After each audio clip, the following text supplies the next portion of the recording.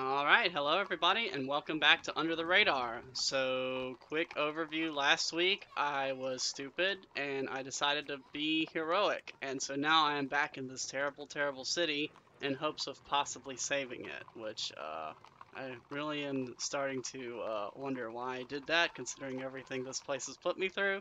But hey, whatever. I'm a nice guy, right? Maybe? Hopefully? We'll see. So, uh, basically, what I'm going to try to do is, since I do have somewhat knowledge of the future because of time travel, I'm going to at least try to make smarter choices this time around. Uh, and basically, here's how it's going to work. If I don't save Khare this time, I'm out. If I do save Khare this time, then great. If not, then oh well. So, we're just going to see what happens. Hopefully, I can at least, because I mean, I guess part of it, my decision is motivated by the fact that this place is just so god awful that I want to just like make things a little bit better so that other people going through the city won't have to deal with the same shit I had to put up with. So, anyway, here goes nothing. You head right along a wide track until you reach a large hut. It is the only building on this side of the path that is still standing. Either side are empty lots, once the houses of farmers who planted the fields to the north. They are now collapsed, and thick with gripweed. It seems that here, in the shadow of the city wall, is not a place people choose to live. By the side of the door to the hut is a sign, apparently I can't read today. Delicately painted, Chain Maker. The door is just a crack ajar, and from within you hear a gentle tinkling sound, metal on metal, as though a creature in chainmail dress was endlessly pacing the floor. You pause a moment longer and listen closely to the door, but there are no voices or footsteps from within, just the sound of chains. From somewhere further on comes the falling and rising sound of a crowd. Some kind of event is taking place. There are several places you could go next. Let's go to the Chainmaker. You push open the hut door and enter. It is dark inside. The floor is sawdust, and the air smells of oil, polish, and burnt metal. From the ceiling, hanging like ivy, are metal chains of all lengths and thicknesses, some suitable for machinery, some for oxen, and others for arms and feet. The chains shift and whisper to themselves. There seems to be no one here. There's another room beyond, its doors hanging open. Spooky, whoa. Hello? Is anyone there? You call. There's a shuffling beyond the far door, and then a figure emerges. It is the Chainmaker. He is a Sven, one of the race of man-orcs from the village of Torpani. You what? He replies gruffly. You want chains?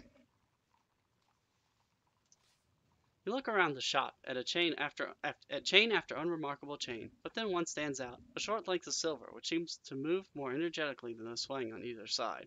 The Chainmaker nods. Good chain, he says. Magic chain. What does it do, you ask? Magic, the stubborn creature replies. How much does it cost, you ask? He sizes you up, thinking you must be wealthy. It's 5 gold pieces. I don't want it, you shrug. He nods. He must hear that a lot, running a train shop. Dang, I bet that silver chain can help me fight the wraith later. Sad, but I don't have any gold, though. I need directions to the north gate of Khare, you tell him. Can you help? Can't help, he shrugs. Not got any chains on it. Locked by a spell. 4 lines. And the dumb creature holds up 3 fingers to demonstrate. Couldn't care less about it. There's nothing more to be gained here. You leave the hut and step back onto the path.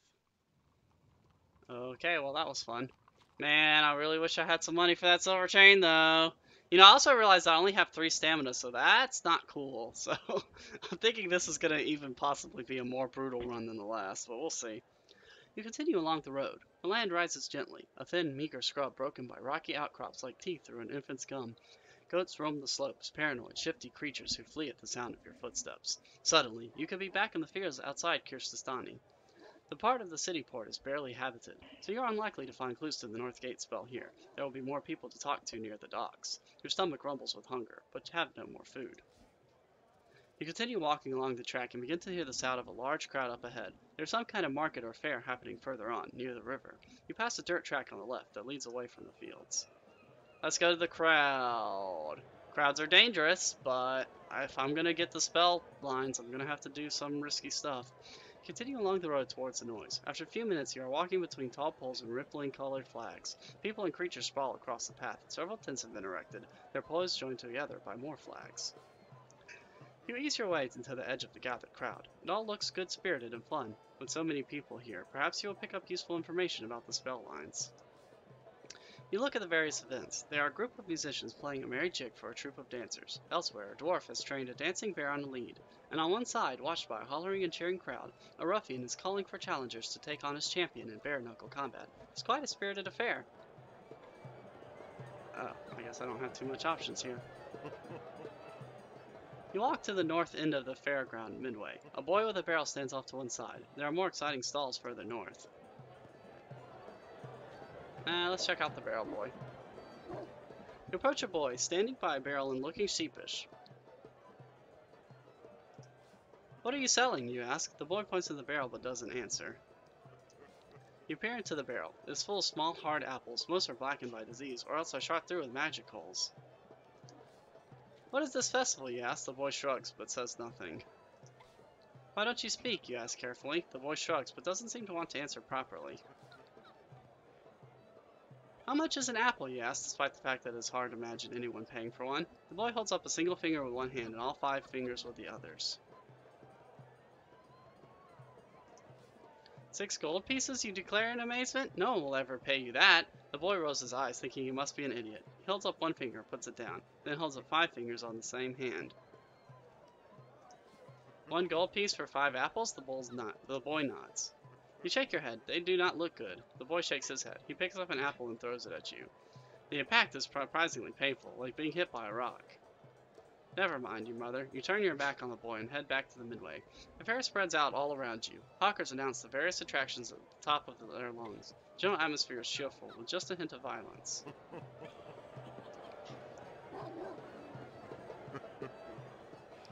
You push your way through the crowds to the very heart of the fair and look around the attractions on offer. Okay, so I got a beer tent, a dancing bear, and top of midway.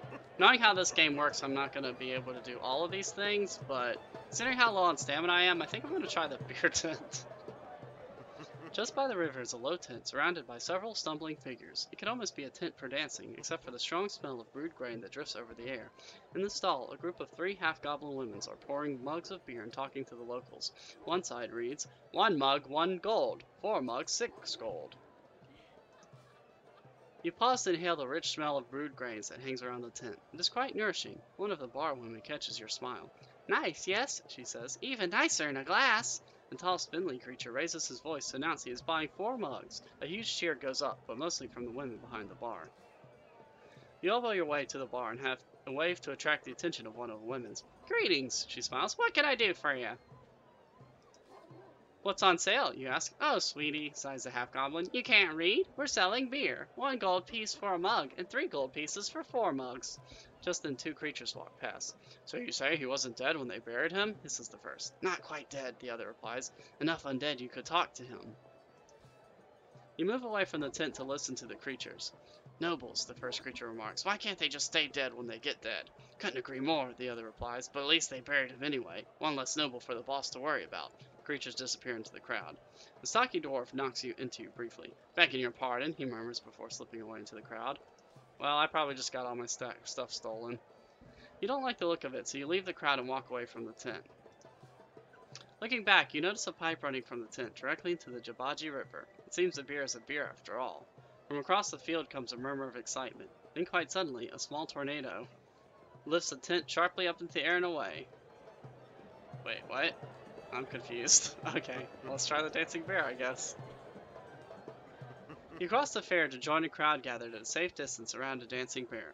A dwarf stands in front of the bear, holding a lead that is fastened to a ring in the creature's nose. See my beauty dance, he growls, stroking the cord. The bear stumbles around in obvious pain. As he tugs the cable, he plays a pipe with great gusto. The crowd are in stitches of laughter at the bear's performance. It seems a cruel and miserable little show, but you reserve your judgment for a moment, hanging back and watching. Suddenly, a cry goes up from somewhere in the audience. My gold! My gold! Pickpocket! Beware, there's a pickpocket at work! You and the rest of the crowd spin around towards the voice and see a small creature darting off away from the crowd into one of the tents. You elbow your way through the crowd, hoping to grab the pickpocket, but there are too many people in the way. By the time you have pushed to the edge of the crowd, the little figure has vanished. Someone shouts, What's happening to the dwarf? You turn to see the dwarf and bear disappearing into the floor, as if they were sculptures of ice now melting. Just illusions, perhaps?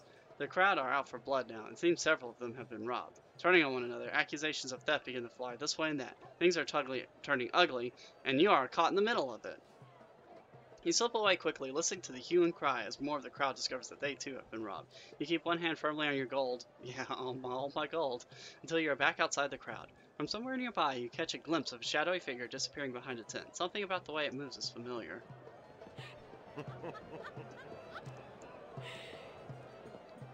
You push through the crowd, following the dark figure into a narrow gap. Cautiously, you enter the narrow space, and suddenly there is a hand at your throat. I will kill you, breathes a voice you recognize. You laugh with delight. It is Flanker, the assassin whose life you spared before you reached Torpani. Greetings, you declare enthusiastically. Flanker nods. He does not smile, but he seems pleased to see you. Aha, my friend and enemy. I see, like myself, you also enjoy the fun of the Festival of Thieves. But you look in poor shape. Have others been treating you more roughly than I was able to myself? And how have you fared in Khare? The city is full of devils. Flanker laughs and nods. It is indeed. But at least you have not had to face the portal traps. They will take your smile and move it to your throat, as we assassins say. Portal traps? Flanker laughs. Do not fear, you have not missed out. You've only survived this far because all the traps are on the other side of the river. He pauses to glance around him, as if he was waiting for something, but if so, he does not see it. I have a few minutes, he says. Tell me of your quest. How goes it? I fear I will never escape Khare. Flanker nods. The north gate is locked. His brows knit together like crossed swords. I do not know the citizens of the city, or who would be able to help. Have you found anything out yourself? I've been told to find a priest. The only priest I know of is in the Shrine of Slang near the docks, Flanker replies. Find the well and head directly uphill and you will find it. But you must be prepared, for Slang does not trade fairly. Need to find a beggar who was a noble. Ah, blind Theta. I've heard he wanders the wastelands in Upper Khare, north of the river. There's an area where the city has collapsed where beggars and ne'er-do-wells gather. You could try there. Tell me about these portal traps, you say. It sounds like something worth knowing. The portal traps were laid by the early rulers of Khare, Flinker replies. Only the first noble has the power to position them, and to disguise them. For portal traps can disguise themselves in plain sight. What kind of disguise? Anything, any material, any size, but there's one feature that cannot change. They are always the same shape. With one finger, Flanker draws a perfect circle in the air. That's all I have to share with you, you reply. Very well, he replies. He nods finally. But I must be away. Perhaps I will see you again later. I will be drinking at the Wayfarer's Rest tonight, in the docks. Join me, if you will. You nod to Flanker and return to the main throng of the fair. Okay, so that's the upper. So which way is north? Do I have a compass? North? Okay, so it looks like, I guess, yeah, I knew most of that stuff already, so unfortunately that's not too helpful. But at least it's nice to see that there is one friendly person in this damn city. Alright, let's go to the top of the midway. You walk to the north end of the fairground midway. The fair continues from here, and a road leads uphill. Okay, let's see. We've got musicians, bare knuckle fighting, the end of the fair. Let's do musicians. I like music. You head over to where a crowd are watching a troupe of dancers who spin and swirl in time to a lively tune. There's something quite hypnotic about this performance. I'm thinking this is going to be bad. Let's see. Let's try a sus. Or maybe can I do a jig? That'd be awesome. Yeah, let's join in. I can play too. You cast a spell and begin to play your pipe. With the other dancers already setting a wonderful mood, the spell's effects are magnified, and soon the entire crowd is dancing and jigging with each other. It's quite a sight. 100 of Khare's strange and wonderful creatures, all waving their arms and stomping their feet. After about half an hour, the crowd grows tired, and wanders off arm in arm and claw in claw to see other attractions of the fair. One of the musicians approaches you. Nice work, he says. Not often we get a talented amateur for the thieves' dance. The crowd will think you are a stooge. I enjoyed it. Glad to hear it, the man says, nodding. He looks over you. Pack, sword, battle scars. You're not from Khare, are you? Not just here to enjoy the fair. Maybe you can help me. Maybe I can. The musician drops down to the dirt and puts out a hand. My name is Jira, and it's good to meet you. You shake his hand. So, he says, you helped us get enough coins to pay for our night. How can I help you? I need somewhere to stay, you say. Well, you have to be careful of the inns of Khare. Some of them work on commission for the slavers, if you know what I mean. He smiles sadly and for some reason taps his forearm as he speaks. We're staying at the Meat and Cleaver by the docks, and I wouldn't recommend anywhere else. If you value your freedom, I'll see you there. He winks and heads off into the crowd. Well, I guess I just helped thieves, but oh well. You know, and in fact, I'm gonna go ahead and play to the gorilla. Oh no.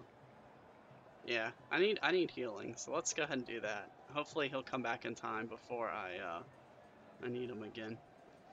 You cross the fairground to a wrestling ring. A ruffian inside is announcing the current challenge. People of Khare, are you ready for a fight? In the white corner we have our challenger, Anbar the Barbarian.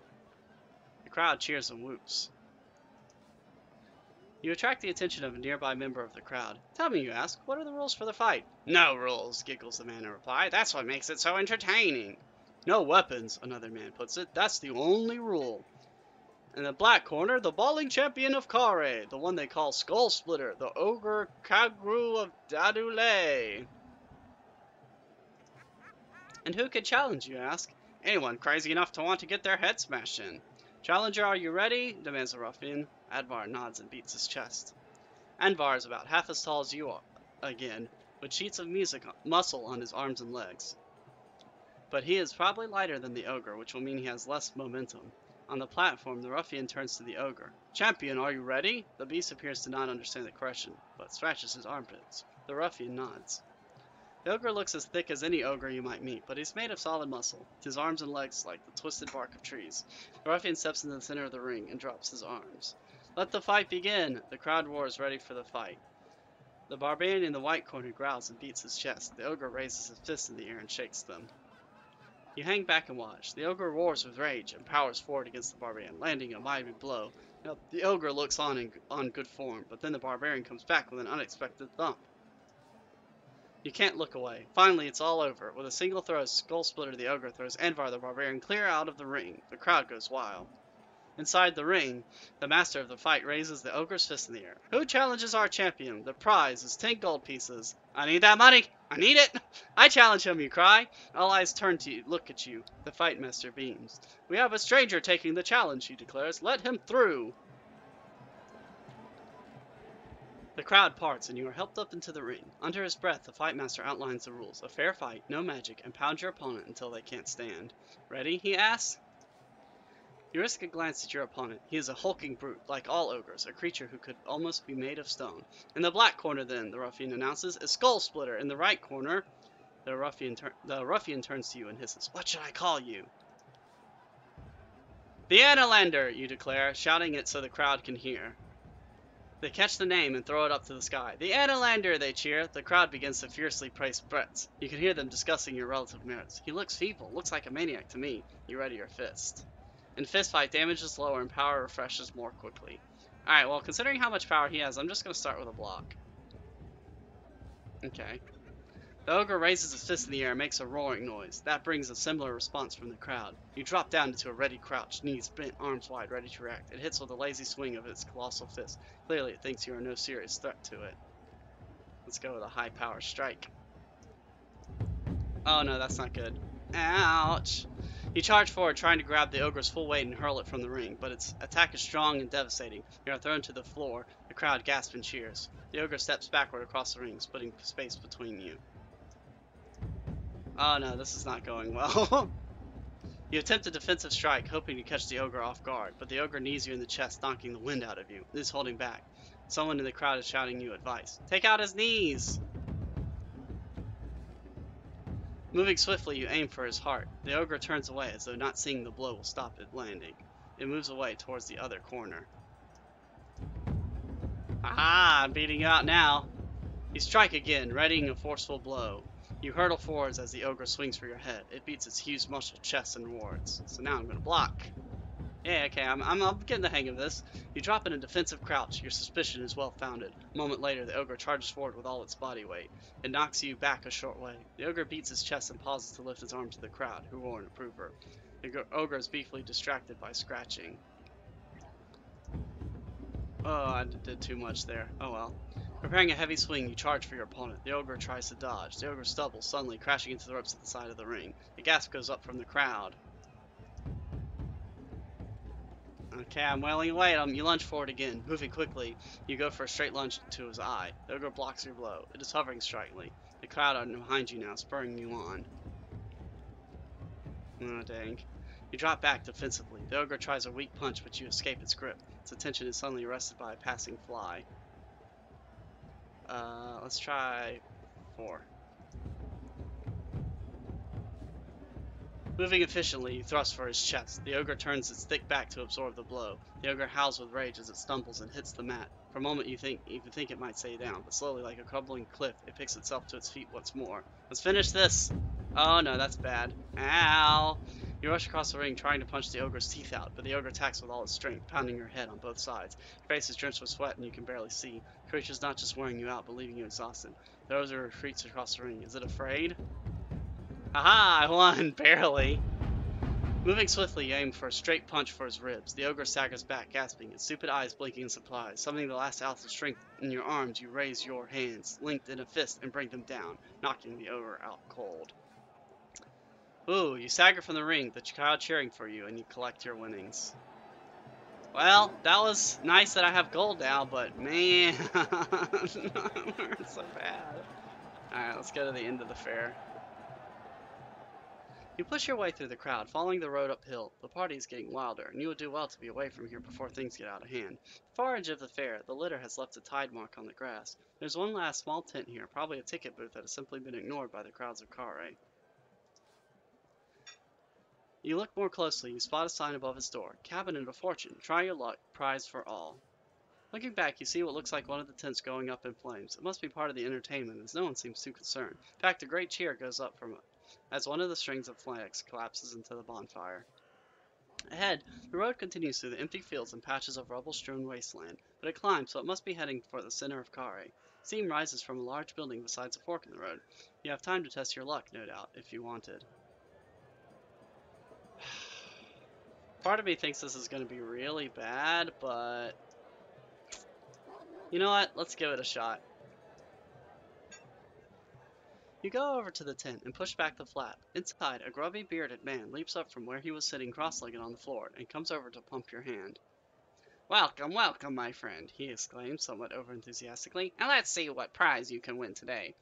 You must know this. There are no losers at Honest Hannah's Cabinet of Fortune. He gestures with one hand towards a large glass cabinet in the center of the tent.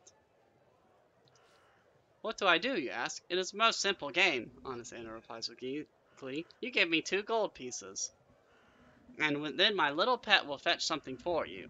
He points inside the glass case, and that's when you notice a small wiry creature curled up amongst a pile of jewelry, books, gold, and other things.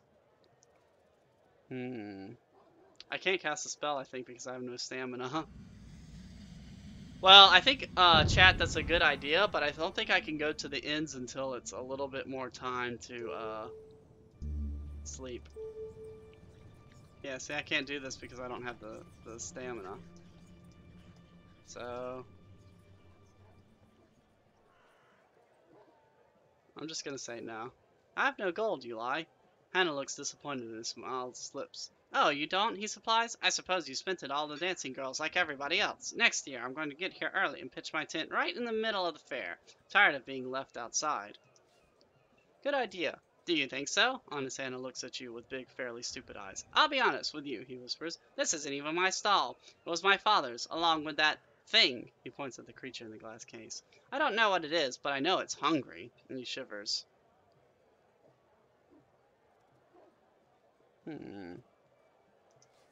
Give it to me, you suggest. I could look after it for you. Hannah seems to consider that for a moment, then shakes his head. No, thank you, but no, I couldn't. It's all I've got left of my father. He wasn't a bad man, you know. Just angered that terrible wizard Lorac. Then suddenly he wasn't there anymore. There was just that horrible creature hiding in his room and wearing his clothes. Look at closer at the creature. You see this family resemblance. I think that is your father, you tell him softly. Hannah stares at you, then bursts into laughter. My father? That thing? Oh, that is good. That's very good. No, no. My father was a huge man, and thick, with a big beard. Nothing like that skinny wretch. No, no. My father was killed, but thanks for taking an interest. He waves, gestures toward the door. You change your mind. I will play after all, you say. Aha, Hannah beams. I thought you were just toying with me. I can always tell. Not much gets past me, except the fact that his father was turned into a creature.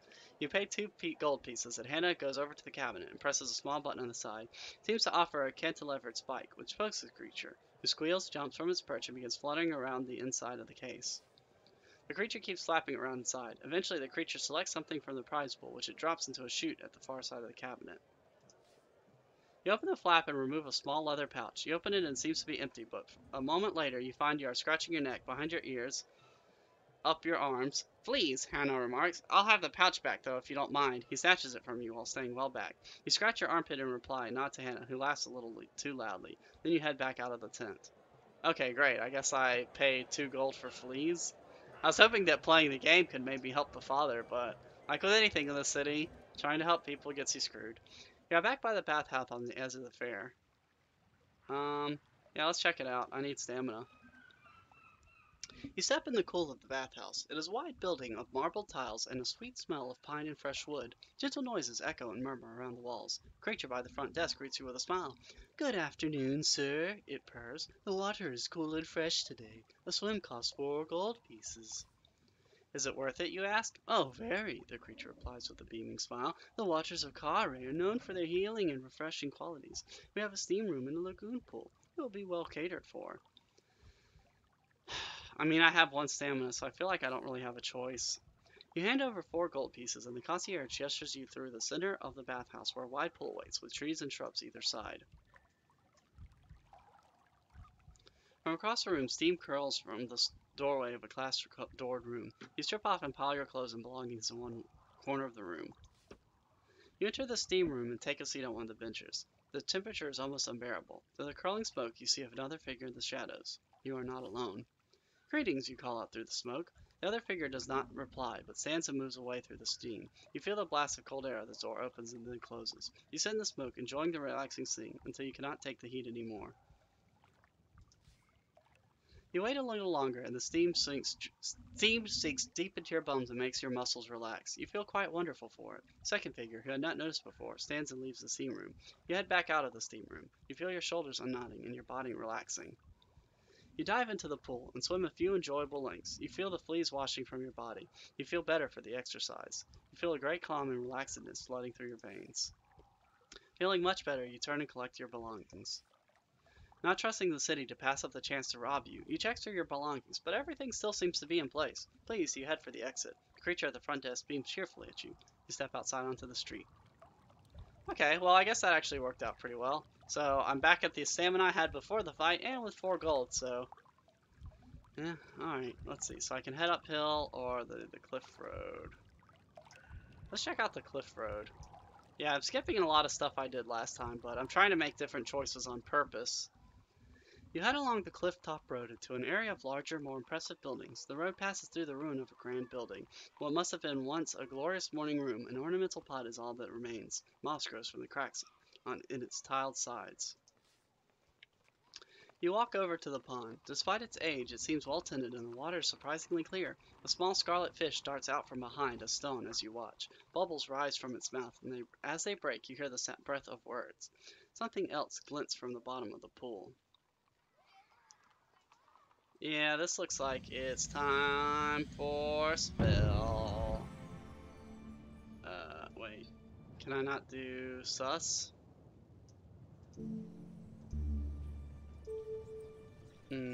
Yeah, hold on. Before I do, let's see if I can get a good idea of what's going on here.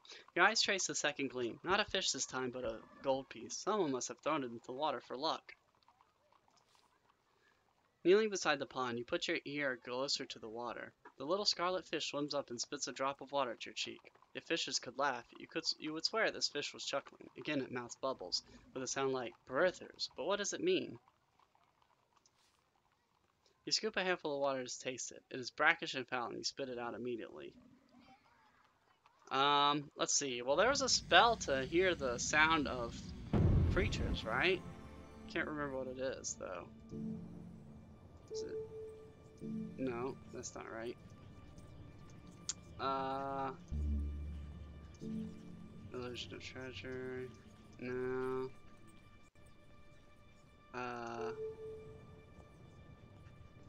Magic. I'm not really sure what to do here, honestly. I guess let's try law. Maybe I can have the fish give me the piece. Requires 3 stamina, though.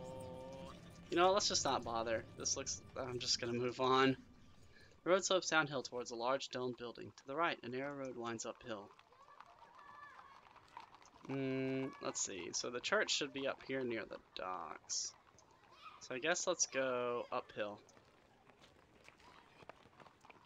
You follow the narrow road, which skirts the edge of central Khare. The homes and buildings either side are now more densely packed together. You're nearing a more busy, bustling area of Khare.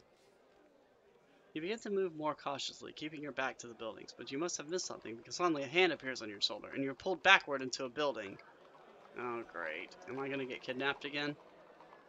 Don't be afraid, murmurs a voice. You turn to see who it is, a dark-skinned man with a beard of short stubble. As you look at him, he releases you, holding up his hand to show you he means no harm. Apologies to give you a fright, he says. I am a lonely man in this evil city. You are human, and that is a refreshing sight. Please, sit with me and talk for a while. I'll sit with you. Thank you. It is good to talk the common tongue, he grins. You look around the building and realize you are in his own. It is well furnished with rich woven tapestries on the wall. You look the man over. He is a noble-looking sort, wears fine furs and a cloak. He seems friendly enough, but there is just enough of a mischievous glint in his eye to give you pause. You seem a wealthy man, you remark, looking around the room. Me? The man smiles. No, nothing like that. I used to be a hero, traveling with Glandragor the heroic, if you've heard of him. Oh, wait, isn't Glandragor one of the noble's friends? The man goes over to a counter and takes down 2 mugs and a tankard of ale. I'd like to ask you about your business, he says, but before I go into all that, would you like some ale? I feel like this is dangerous. The man returns with 2 mugs of ale and places one deliberately in front of you. So let me tell you about my city, he begins conversationally. The center of Khare is built around the port, and it can be a dangerous place at night. Why is that? Well, they say that those wandering the streets get waylaid and captured onto slaving ships, so be sure to be settled down in an inn before sundown. He lifts his mug. Your health? Tell me more, you say, stalling for time. Sure, he takes a long slip from his mug. The other thing to know about Khare is that there are thieves and murders everywhere. This place is like one big prison. You have to be careful everywhere you go. Say, aren't you thirsty? I don't drink, you lie carefully. The answer seems to surprise him. To the point of confusion. You don't drink, he replies. But if you don't drink, what do you do when you're thirsty? I mean, I don't drink beer. Oh, now I see it, he exclaims. You mean you won't drink my beer? His expression turns to anger.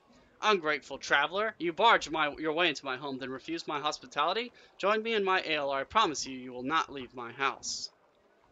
Alright, well, hold on. What was the clue that I had? Portal traps are circular, that's good. So who was the friend of...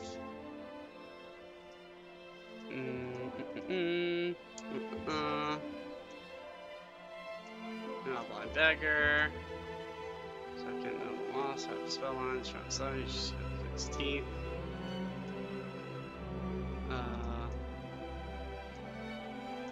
Army, portal traps, corpse. I know somebody was a friend of that dude, but I can't remember if he was a bad guy or a good guy.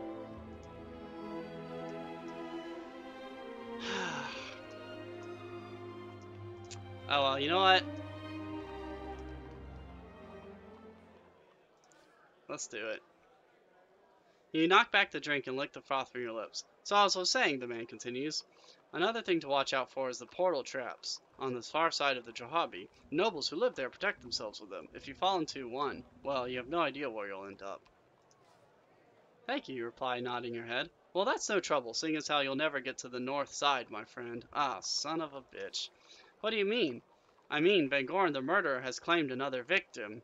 He laughs loudly. You feel a stabbing pain deep within your stomach. If you have been poisoned, you may be only moments away from death.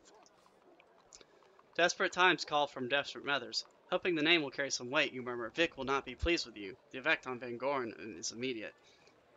He kneels down beside you, his face a picture of concern. Wait, I mean, stop dying a moment. You know Vic?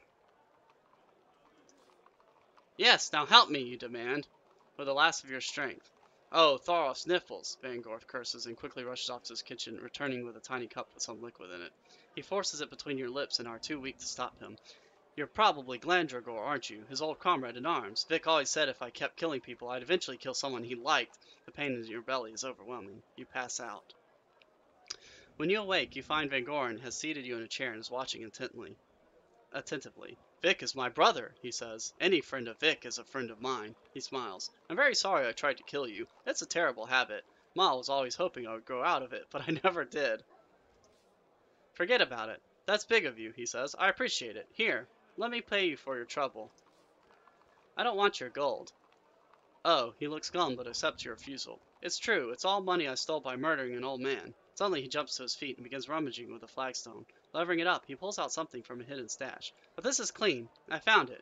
He hands you a black wooden face mask, which you slip into your bag with a nod. Tell me about Khare. Sure, no problem. What can I tell you? Oh, I know. Here's something I heard. If you come across a bronze statue, study it carefully. It has a single weakness only. What does that mean? He shrugs. No idea, but if you find out what the weakness is, you let me know. I'm always interested to hear about people's weaknesses. He draws his dagger as he talks and begins to sharpen the blade against one of the walls. You get to your feet. You're a nutcase. You head for the door. Well, that actually turned out surprisingly well, all things considered. Okay. Alright. Follow the road. You continue along the street, which grows narrower and more winding. On either side, slum dwellings rise high. Faces appear and disappear behind drapes. Someone throws out a bucket of slop, narrowly missing you. Furry chained animals screech from balcony. The sun disappears from view. You push forward, climbing a gentle slope. The lane gets narrower. Muck and foul water runs downhill, forming a sheen over the flagstones. The walls either side are now so close together that someone on the top floor has laid planks across the alley to steal from the house opposite, or perhaps to steal their own things back. It is hard to be sure. The road narrows further until your elbows are brushing the door frames on either side. Then quite suddenly you reach a small plaza. Oh, hey, this is the well the assassin told me about, so maybe I can meet him again. You have returned to the well, in the heart of the slums of Lower Khare. There are no guards, no wolves, and no goblins to be seen. Everything is just as it was. You pause to look around the edge of the square. There's nothing to distinguish one alleyway from another, though you do see a line of what looks like blood drops heading right. The only thing the alleys have in common is that they converge here. Once, presumably, this well served all the people in the district, but perhaps there were too many people, because now the well seems dusty and dry. Leaning over the edge, you peer down into the depths of the well. Strange, this well seems to have handholds cut in the stone. They appear good enough to climb down. Yeah, let's check it out. There's still daylight left, and Lord of the Unknown is overpowering. You swing yourself over the edge of the well, teetering for an unnerving moment above the long, long drop. Then you find the first of the holds with your feet and begin to make your way down into the dark. Oh wait, I probably don't want to be here. Climb is slow and cautious. You cannot see the holds below you, so you have to feel your way down. After about 10 minutes, your arms are tiring. Suddenly you realize the position you are in. If your strength gives out, you will fall, but you may not have the energy to climb back up either. It's possible to see how much further there is to go. Yeah, considering the time I had last time in the sewers, I'm just, no, I changed my mind. Climb up. Decide to turn back before it is too late, and clamber slowly back up out of the well. You emerge blinking into the sunshine once more. Yeah, I'm just gonna try to avoid the sewers as much as I can. You could sit here all day, staring into the well like a daydreaming child, but you will do better to keep moving.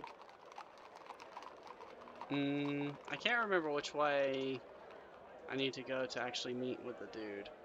So I think I need to just go straight, but I'm not 100% sure. The street is a little wild and more well paved than some of the others. You can see tracks where carts have come this way. You hear the sound of voices around the corner. You walk around the corner, intrigued by the sound. There's a small crowd of people talking and singing inside a low stone shrine. Beyond, you can see the sparkle of the river and the smell of rotting fish. You are nearly at the docks. You step into the doorway of the shrine at the same time as a woman and her child are leaving. He really is a holy man, Mother, the little one is saying. Lassen's lame brother answered his question and ran off the stage. The mother nods and the pair leave. Interesting. The shrine is an old stone building, garishly decorated with hanging cloths and thick candles that fill the air with the smell of grease and tar. At the far end on a low platform stands a hooded figure in a white robe, talking to the assembled crowd. Does anyone else wish to take the test of slaying the god of malice? Calls the priest out. A murmur goes around the crowd. People are nervous but excited. The crowd is a mixture of young and old, women and men. Some cheer and joke and murmur, while others have their legs and arms folded in a devout pose and pray through silent lips. How many are spectators and how many are followers of slaying, you cannot tell. Anyone who can answer the question will be granted their wish, the priest continues. You nudge someone next to you. What is this challenge, you ask? It is the test of slaying, the woman replies in a whisper. He grants you a wish if you answer him correctly, but you have to worship him, or else the question he asks is impossible. She shudders and grins. They don't call him the god of malice for nothing. He waits for an answer. As he waits for an answer, the priest plucks a knife from his belt and casually stabs it into its own hand. Yeah, I'm not taking that challenge. You kidding me? You wait and watch. Suddenly a man leaps to his feet. I'll do it, he declares. The rest of the group cheers, and the man, a geriatric, is helped up onto the platform. Are you a follower of slaying? The priest asks. The man spits. Very well. In one corner of the room, a gong is sounded, and the crowd falls silent. Which do you choose? The priest demands the man. Will you take the impossible challenge or pay the price of the easy challenge? The man looks uncertain and turns to the audience. People begin to shout suggestions. You sit back, curious to see what happens. The crowd is split. Some want the drama of the impossible, others wanting to see the man be granted his blessing. After a few minutes, the priest quietens the room and turns back to the man. So, what will you choose? I'll take the impossible challenge, the man grins. Very well, very well. There is no price for the impossible challenge. Are you ready? The man nods excitedly. The crowd hush. Then tell me, the priest says, what is the answer to the question that is never asked? The man falls silent for a moment, chewing his lower lip and musing over his answer. Finally, he says, Silence. The priest smiles sadly and shakes his head. A clever answer, but not correct. The crowd sigh in disappointment. The woman next to you remarks, People always try the impossible challenge. You think they'd get the hint. The man leaves the platform and the priest turns back to the crowd. Who will be next? Yeah, I'm not going to worship the god of malice. Bored, you get to your feet and slip away back into the street. Continue to the docks. The smell of rotting fish and murky water fills your nostrils. You know the area well enough. You reach the docks once more, the beating heart of Khare. There are 2 or 3 ships more to the right, and the space between them and the road is filled with a huge number of stalls and little shops, selling everything from fishing tackle to sailing blocks to barrels of woodlouse rum. This must be a thriving marketplace during the day. With night approaching, it is a maze of booths and cloth. A single bridge crosses the river here, operated with ropes to let the tall ships through. Right now, the bridge is up to allow ships to sail through undisturbed. There are 2 inns visible here, the Wayfarer's Rest and the Meat and Cleaver. The second is the one Jira, the musician, recommended. Yeah, I'm gonna try, yeah. Yeah, I mean, I was actually kind of interested, chat, in taking the challenge, but like I said, I don't want to worship the god of malice. But did I miss the church? They said the church where the priest with one of the lines is gonna be here. Did I miss it? Have I already screwed up? I don't know. I guess we'll see. The Meat and Cleaver is a small, grimy place that looks like it's been converted from a wood store. Rats run across the floor, and the customers at the tables look haggard and tired, as if just smelling the air is draining them. By the bar, a stooped and hunched innkeeper wipes his beer mugs with a filthy handkerchief. Wait, shit. Wait, I wanted to go to the one that, place looks disgusting. You turn and head back out into the street. You walk back to the docks. I want to go to the one that, you need to find somewhere to stay for the night. I want to find the one where Flanker is. You make your way inside the Wayfarer's Rest. It is a lively and bustling place. So it is. The innkeeper behind the bar is trying to serve numerous creatures, all demanding ale at the same time, while around the table, salty types and buxom witches are latching together and singing blah blah blah blah blah blah. Okay, apparently I can't read. Let's go to a bar. You fight your way through the creatures to the bar. With a thump on the bar top, you catch the innkeeper's attention. The innkeeper is a surly, bald-headed man used to dealing with the rabble from the docks. He runs this place like a schoolteacher, controlling an unruly classroom, eyes everywhere, hands quick at collecting money and keeping others out of the till. Greetings, you say. Nice place you have here. The innkeeper nods at you. He clearly impressed by your dress and well-educated tone. And what be your purpose in these air parts? He asks. The other creatures at bar jostle and push each other for place. How much is a room, you ask? The innkeeper holds up 4 fingers, rather than shouting across the bar.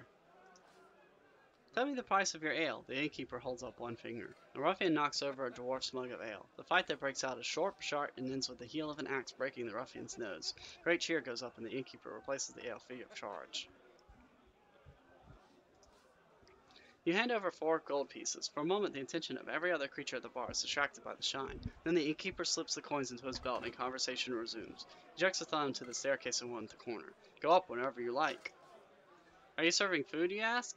Aye, to the gills for 6 gold pieces, hearty as you like. It's horribly expensive and probably horrible tasting. Although your stomach is rumbling badly, you shake your head. Well, I'm out of money, so I don't have a choice. You push your way back out of the crowd of the bar. Your eyes roam around the busy flume and light on a shadowy figure in one corner. Flanker.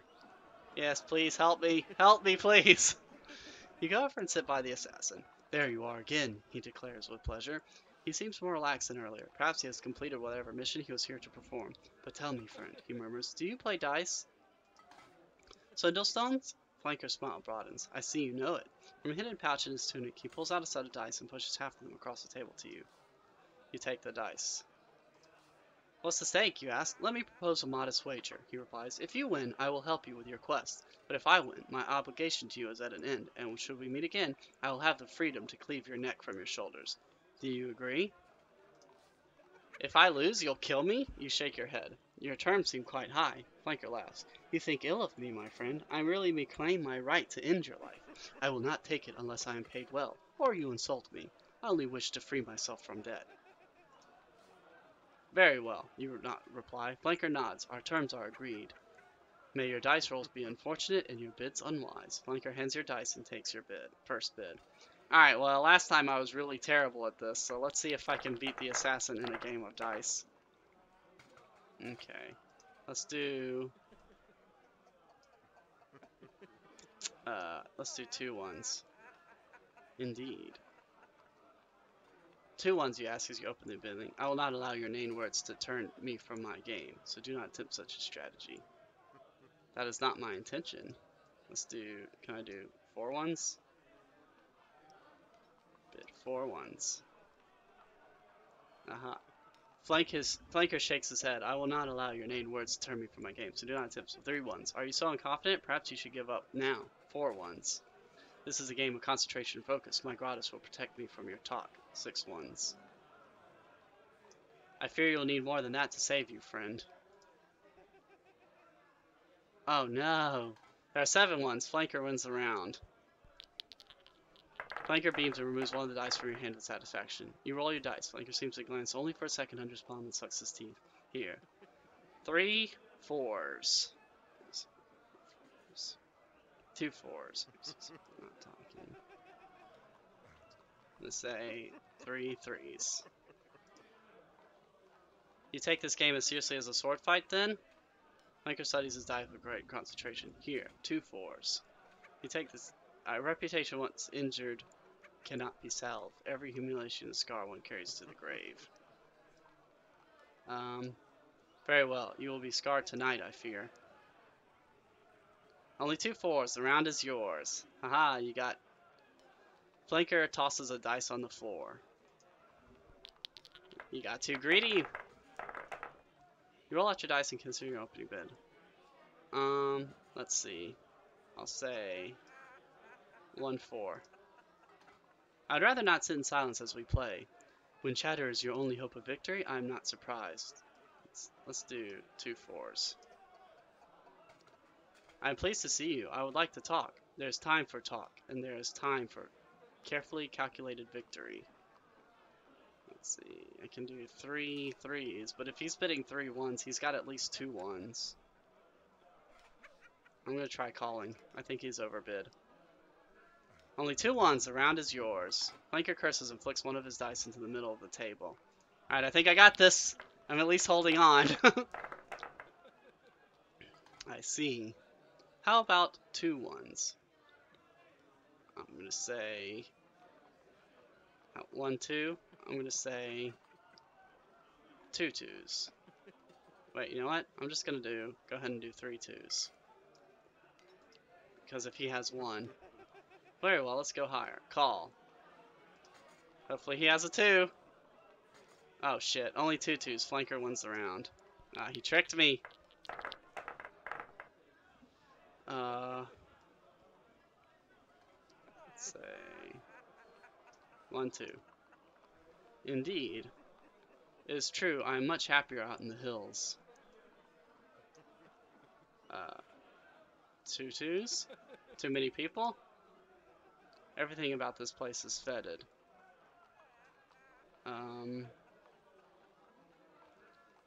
Yeah, I'm just gonna call. I can't overbet that. Only 1 4. The round is for yours. Aha. I see. I choose 1 4. Alright, let me bid. Let's do 2 1s. So, and what do you mean by that? By what? You don't want to talk, I thought, so I'm not talking. Only 1 4. The round is yours.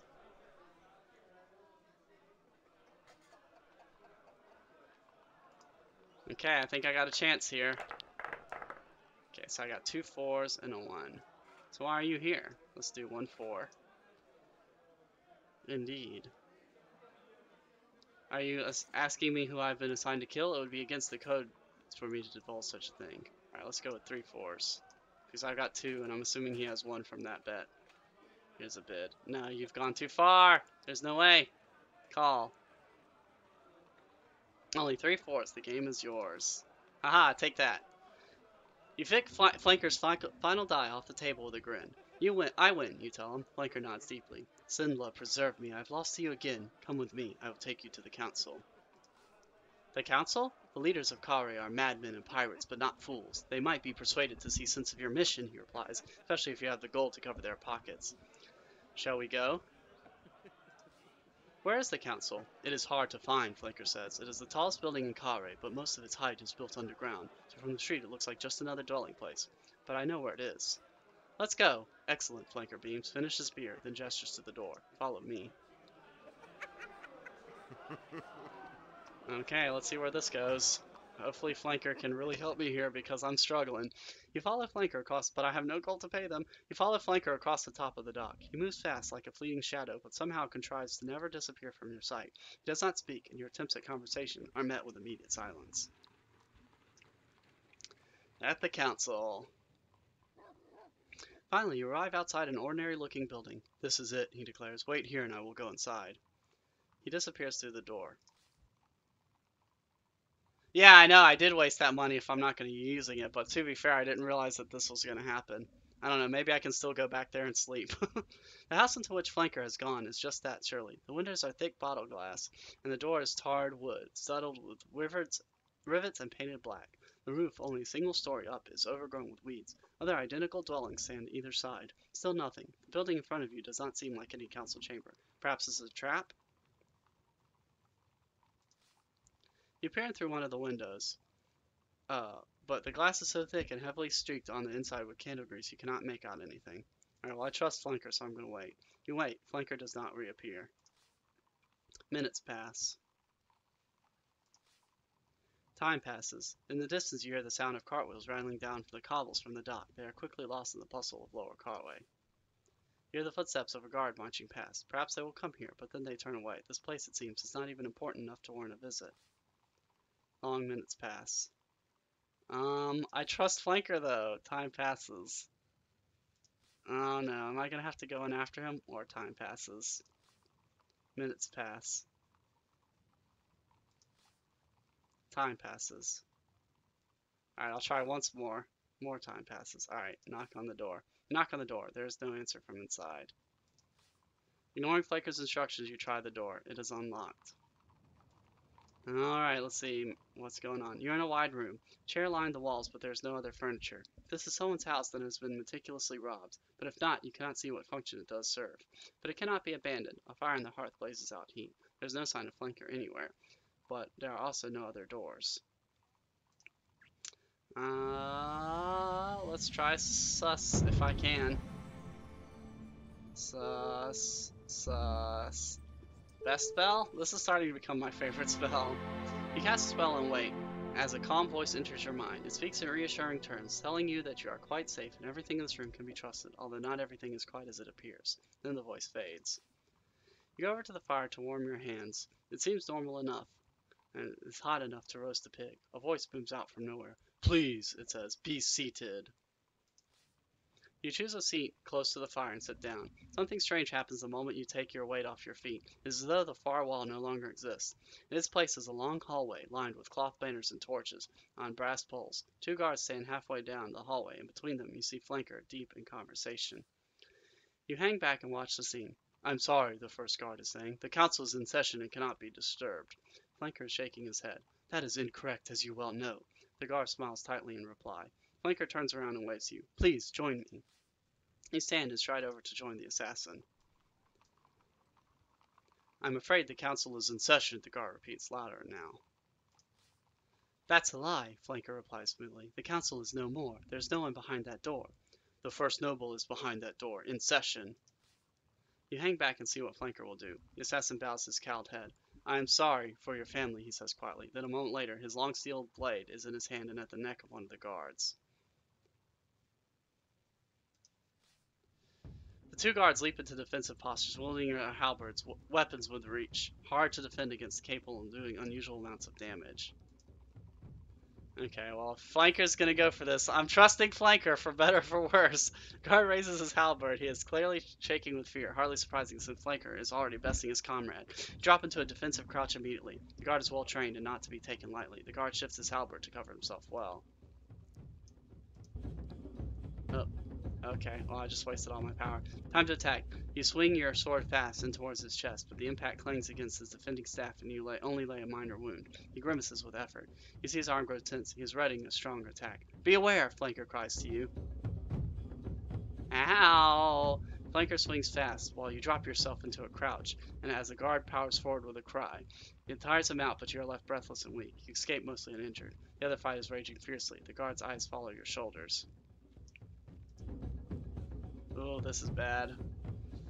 Attacking quickly, you slash violently across his chest, but the blow jumps back off his lifted halberd and you only place a small bruise. He shows his teeth. The council guard is left breathless but not seriously hurt.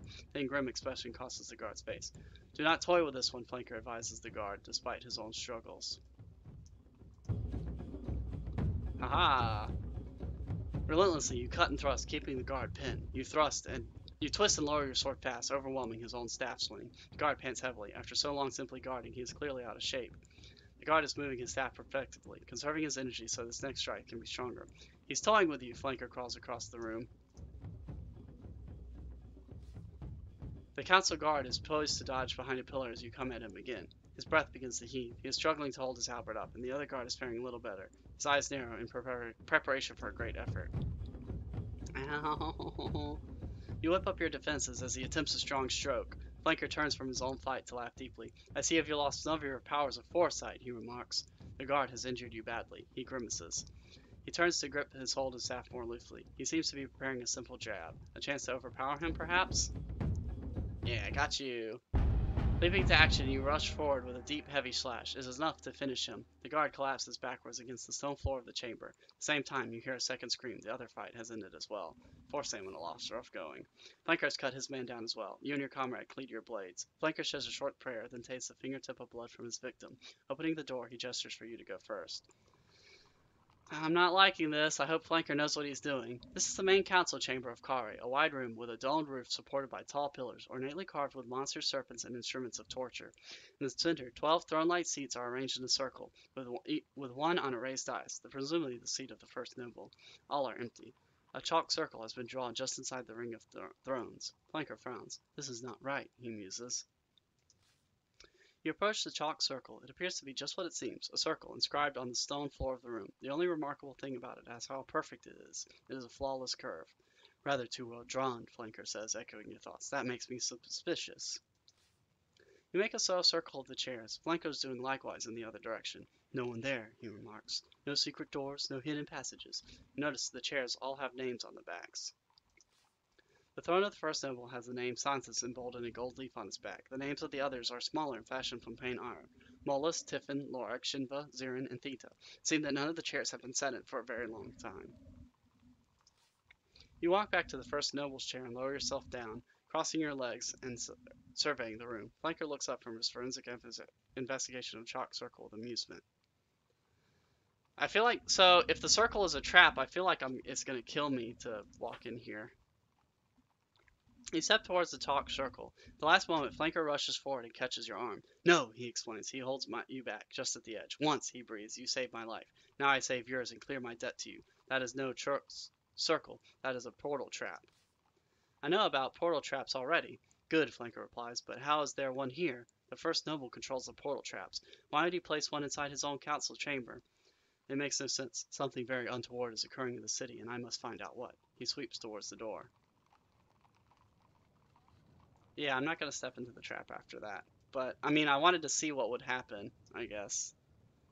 But together you head out of the chamber. The wall seals up behind you. So what is going on?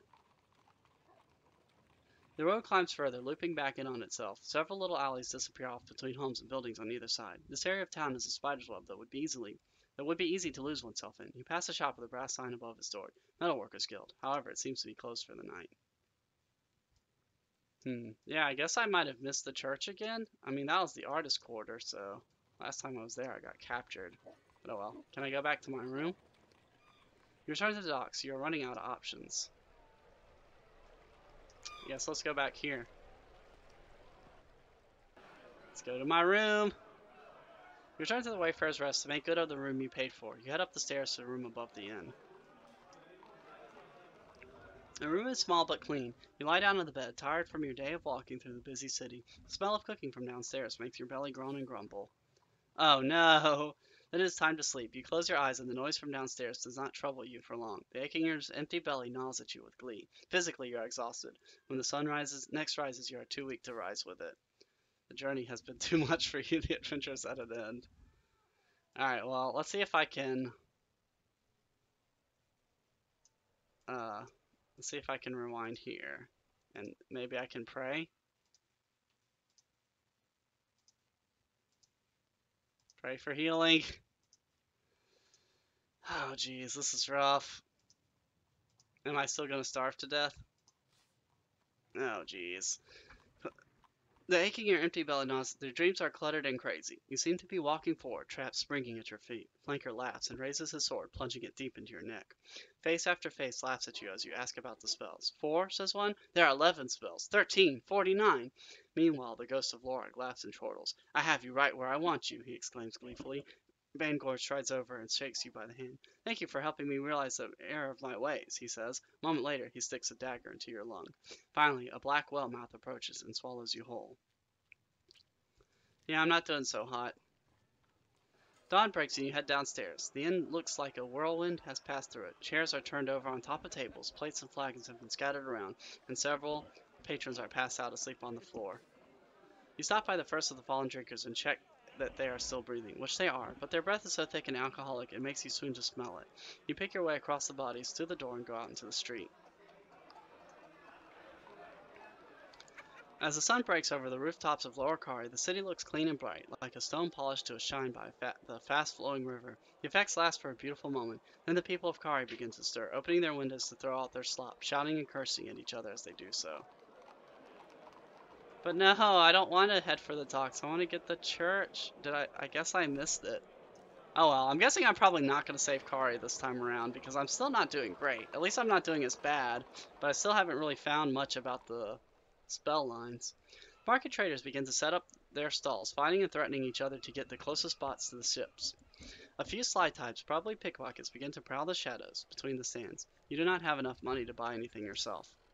You ignore the various food stalls and watch the river as you wait. After a while, a grizzled old man arrives and walks like a small booth by the harbor bridge. He goes inside and closes the door behind him. You sit down outside the booth to wait for the old man to lower the harbor bridge. After a while, something happens. The old man leaves his booth and goes over to a contraption on the waterfront. He begins to heave and wind an ancient winch. It seems to be quite hard work. He is trying to move the whole weight of the bridge single-handedly. Well, we know what happened last time I helped him out. You let the man struggle and sit back in the sunshine and wait. Sweat beads on his forehead and he heaves and puffs as he works, but eventually the bridge clunks down into place. You salute the man cheerfully and get to your feet. You cross the bridge over the river Jabaji, which runs like a slime trail through the center of the city. You have reached the banks of Upper Khare. The buildings here are not as grand as on the south side of the river, but they are much better condition. Fewer people live on this side, away from the fields and the hills, but those that do are richer. They are most likely more dangerous. But of course, it is on this side that the North State Gate stands. Follow the road away from the river towards a fork in the road. A fork in the road. The sun is rising over the streets of Upper Khare. A few creatures roam this way and that, unaware that they have walked these streets in just this fashion once before. In one corner, a spring bubbles with fresh water. You cup your hand to the water and drink a mouthful. It is fresh and invigorating, as though the water was enchanted. Looking left, the road heads through into a residential area that seems well cared for. A short way off to the right is an open plaza. You stop a passing creature. Excuse me, I need to talk to you. The creature's head is bowed, and it doesn't look up, but it pulls itself free and hurries away. It is too miserable to speak. There's nothing for it. You'll have to explore for yourself. Let me check out my clues, because again, I feel like I'm missing something.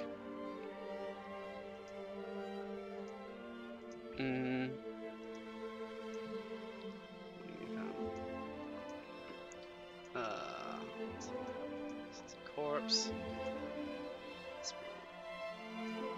Pride. Slang. Oh, wait. Wait, was that the... Oh, shit. Was that the one? I guess the priest was the one. I forgot about that clue. I guess that priest was the one who could have helped me. Oh, great. I guess I screwed up. Oh, well, like I said, we're just gonna try it and see. Vicar wants comrades. It can be described as anything. Perfect circular shape. First snowball. Oh well, so that was the priest I was trying to find, and I just passed them. Oops. Well, let's try going left. Ah, jeez. I can't believe I was in the temple and didn't realize that was it. I was dumb. For some reason, I don't know why I expected something different. I guess I didn't expect it to be a cult of an evil god. I expected it to be like a normal church. You follow a narrow winding street past... Oh well. No, nothing for it. I guess I just gotta move on and hope I can still get the spell lines. You follow a narrow winding street past shops and stalls. It is still early and they are not yet open. There are stirrings from within the houses as the day's activities begin. A face appears at one window and seems to watch you pass. Although the creature's eyes are closed, you're not sure that it actually notices you.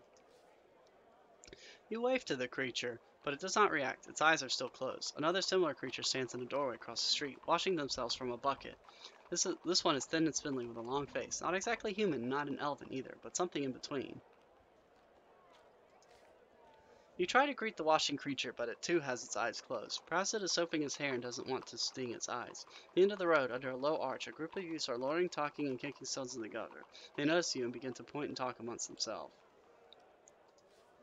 You pause to look at them. They too have their eyes closed, although somehow they have seen you, or perhaps they have only heard you.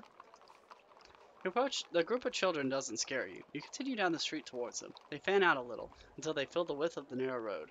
Above you, shutters are closing and people move away from the windows, as though, despite their eyes, they have seen a fight coming. You approach the group boldly. Good morning! You bow your head as you talk respectfully, despite these children being so young. They scoff in return. One of them steps forward. This is the street of the Red Eyes, he says quietly, and we don't welcome wait, what?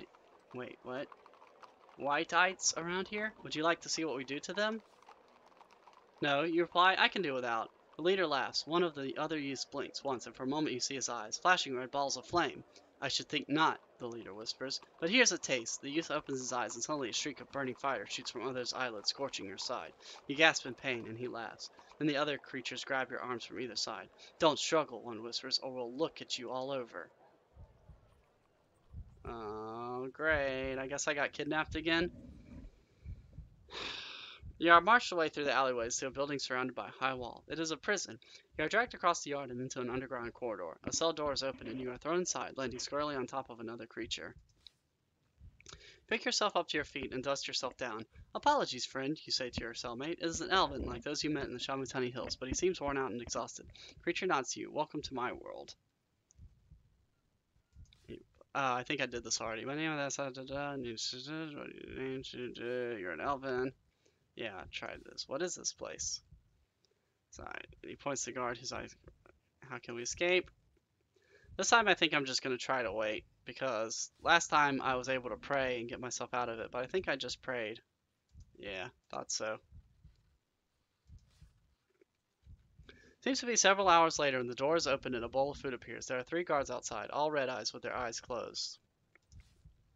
Let me out of here, you say, talking quickly before they slam the door. There's no response. The bowl is dropped inside, and the door is slammed and locked. The elven gestures at the bowl. Eat first, please. I've tasted it before. You eat half, then pass the bowl to him, and he eats the rest. Then you settle down to sleep. That's actually the most food I've ever gotten. When it comes, and with it, a baking heat, as though the sun had sunk down to swallow the world. The elven is red-faced and puffing. I've never known it like this before, he gasps, short of breath. Something strange is going on. You bang on the door and shout for a guard, but none comes. Peering through the window of the door, the place seems deserted. As the day goes on, the wall's getting hotter and hotter. It's like you're being slowly cooked. The air gets close until you and the elven are sharing breaths, each aware that you will not last much longer. You finally pass out. You notice black smoke leaking under the door frame. The building is on fire, or perhaps the entire city. You will never know. Fall asleep and do not wake up again. Alright, well that's the what? Up to a million times I've died? Well, let's see if I can... I'll rewind to before I got captured, I guess.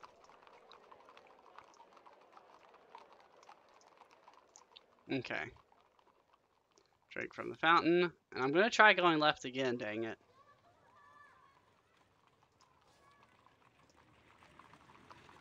Turn left. Okay. Wait, let the creature call out.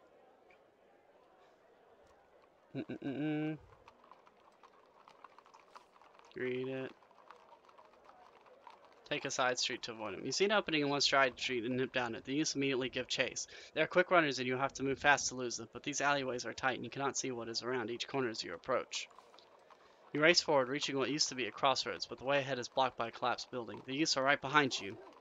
You swing quickly left and race past another building to the next crossroads. Straight ahead, you see what looks like a metal hoop lying on the ground. Youths are hot on your trail. You turn right, not slowing down. Another block, you reach a turning on the right. The alleyway continues on ahead. You hear a shout. The youths are falling a little way behind, but they have not lost your trail. You don't slow down, but keep moving. The youths are calling to each other. It seems they have lost your scent. You slow down, turning a few more corners at random until you merge onto a wider street. You pause to catch your breath before moving on.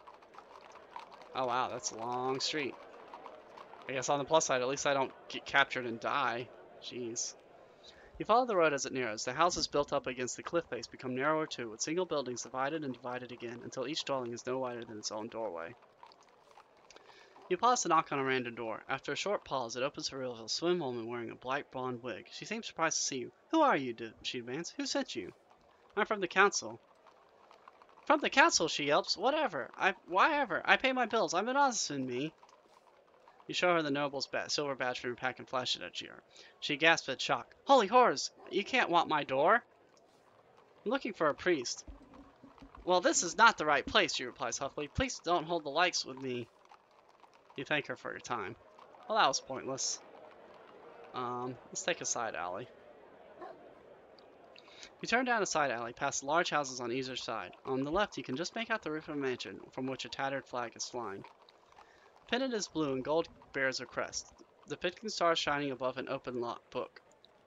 When the wind catches the flag, it lifts it, and you can barely make out a letter in black along the near edge. An L, perhaps? Let's go to the mansion. Intrigued, you turn back the alley towards the mansion. Oh wait, did I do this already? Nah, yeah, I did this already. I'm gonna pretend that never happened. Keep going down the alley. Yeah, I did that mansion last time. I can't honestly remember what I did in the mansion, but I'm gonna try to at least make different choices than last time. That's really my only hope, I feel like, of doing this. You follow the narrow alley, which emerges into a wide square, filled with more of the same closed-eyed creatures as before. Once again, you stand in the plaza of the Red Eyes, the heart of this half of the city port. In all directions, the road leads off, some no doubt to the houses of nobles, and others directly into danger. On the other side of the square, a main road continues on through a low arch. 1,000 other alleyways lead off in all directions into Upper Khare. You approach the crowd around the monument, which is so thick it is hard to see inside. Clambering up the steps of the monument, you finally get to see inside. The monument seems to be empty. There's just a circular rug that fills the spore face. The crowd murmur and whisper. What is this monument, you ask one of the creatures. Can't you tell? The creature replies. Were you born yesterday? I'm a stranger here. We don't like strangers, the creature replies. The crowd are clustered around the monument as though expecting the rug inside to move. Well, that's circular, so it's definitely a trap. You step away, shaking your head. You can make no sense of it.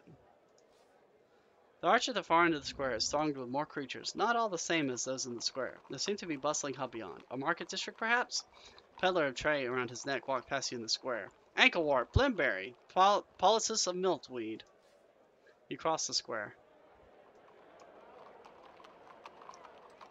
You stop the herbalist. Good day, he greets you. Can I enter you in a poultice? A salve? What are you selling? Ah, let me show you. He rubs his hands together. For instance, this. He digs around on a tray. A mutisk ointment, made from pure mutisk. What does it do? Mustic is a powerful hypnotic, he replies. It can make you believe almost anything. He holds it out for you to smell. You lean away, careful not to inhale from the salve. He smiles and takes a deep breath himself, sighing happily. How much does it cost? You ask, suspicious. A pot of this size? He holds up a container no larger than your thumb. 4 gold pieces. It's very valuable. He smiles and takes a deep breath himself, sighing happily. Give it to me, you tell him. It's mine. The man nods, his pupils dilated wide. Of course it is, he agrees. My apologies. The herbalist hands over the pot of ointment, wafting it close to your nose. You notice a delicate fragrance as you place it in your pack. Now, says the herbalist, I'd like you to give me all of your money. What for? Of course, you reply. The herbalist smiles and holds out his hand. You hand over no money, as he asks. Excellent, the herbalist smiles, then tips his head to you. Have a good day. Pausing only to retrieve his muskets from you, he walks away across the square. A man pushes a wheeled cart of fruit and sets up a stall. Your headache begins to clear. Well, I guess that was a clever. I guess he's immune to it, and he scammed me. But I mean, it's not like I had any gold anyway. Your stomach rumbles at the sight of fresh fruit. You walk over to the fruit seller. Morning, he declares morosely. His eyes, like everyone else's, are closed. I'd say it was a beautiful day, but it isn't. Would you like to buy something? He waves a hand across an eclectic tray of fruit, all of it rotten except for one glistening bomb of fruit. You pick through the fruit, eventually finding an apple which is not too disgusting. 2 gold pieces, says the fruit vendor. You say it's too much, of course, you'd be right, but I can't charge you less. It's too much, you tell him. I don't have enough. Gambling halls are that way, the fruit seller replies, jerking a thumb towards the archway. Though it won't do you any good, of course, since you need money to make money there. How much for the bomba, you ask? 4 gold pieces, the vendor replies. They're good for you, you know. You check your purse, but you don't have enough. So you begin. Can you tell me about this part of Khare? The fruit vendor shrugs. Of course I can. This is where no one buys any fruit. That's why it all goes rotten. Then he goes quiet, not wanting to talk anymore. Turn and head away from the stall back to the center of the square. I feel like I'm making no progress. You return to the middle of the square. The creatures in the square mill about, talking in hushed tone to each other. You walk to the center of the square and turn about, peering into all the narrow alleyways that lead off in every direction. To the northwest, they wind between residential buildings, stacked precariously on top of one another. To the south, the alley seems darker and rubble-strewn. There are fewer rooftops in that direction. Around the monument, you hear a sudden gasp. Has something happened? Cast a look at the monument and the crowd around it, but nothing seems to have changed. The creatures are still waiting for something. Look around the various exits from the square. Alley. Arch. Let's go back up top. Hopefully if I miss something, maybe this will give me a chance. You make your way up to the alley, only to find it blocked about halfway along a colossal slick of what looks like vegetable waste. Slimy mass pours out of a large wellhouse building as though someone has allowed a spell of soup making to get out of control. You approach boldly, and as you get closer, you start to see that the green slimy mess is very gently inflating and deflating. It is breathing and very, very big. You back away once more. There's no way past the thing, whatever it is. Well, I guess let's go back to the square. Leave the square. I guess let's go... Can I go this way? Back through the arch and see if I can go down some? Walk between to the left, the road continues towards some kind of bustling market, while the right leads down to a short street. In the center fork is gray pond standing with some kind of pot at its feet. The statue is of a giant brute wielding a club, and at its feet is a large pot filled with gold pieces. This must be one of Khare's many gods, with the pot intended for worshippers making offerings, although none of the passing creatures seem to be throwing any in. Yeah, let's just go down. Time to move on.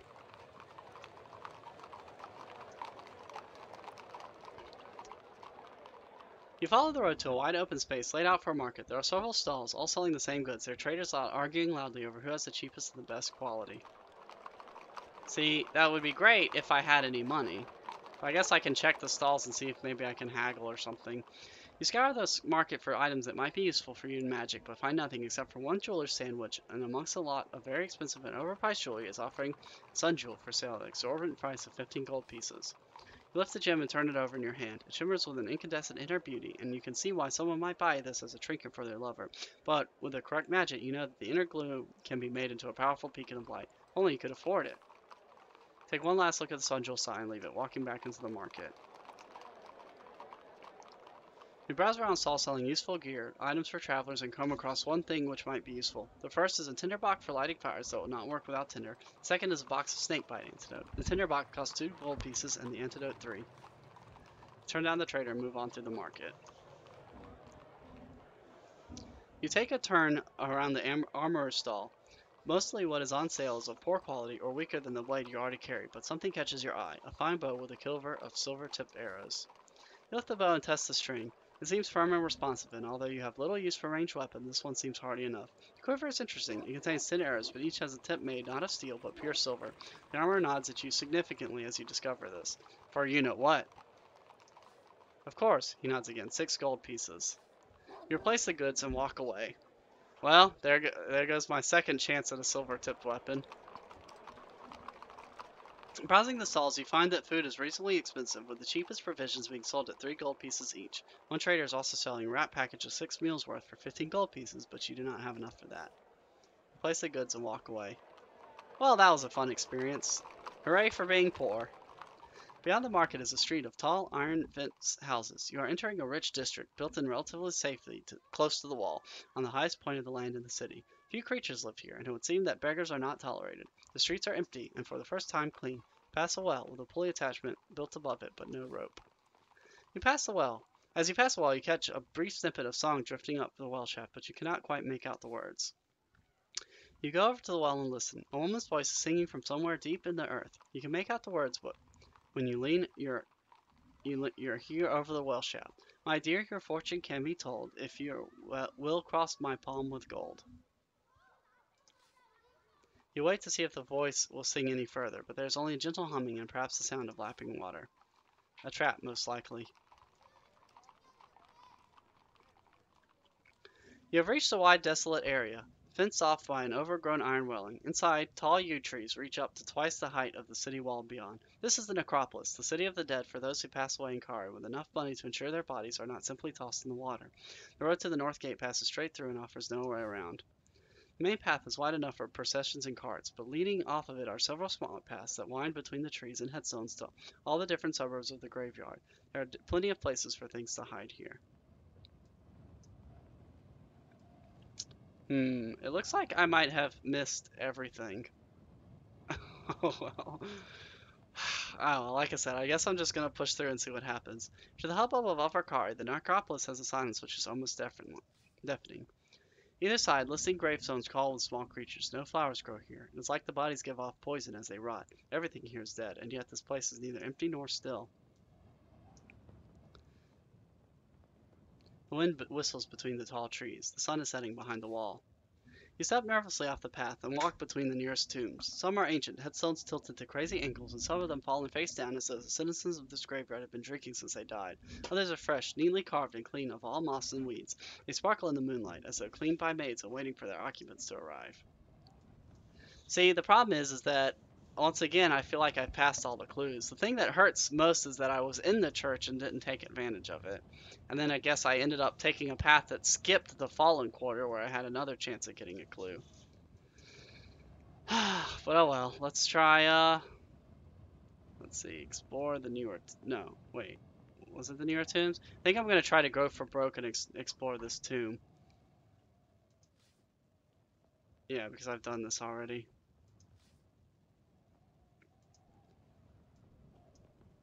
I'm going to try to go ahead and see if I can explore this, even though I don't have a silver-tipped weapons. Let's see. Can I cast a spell? I don't know.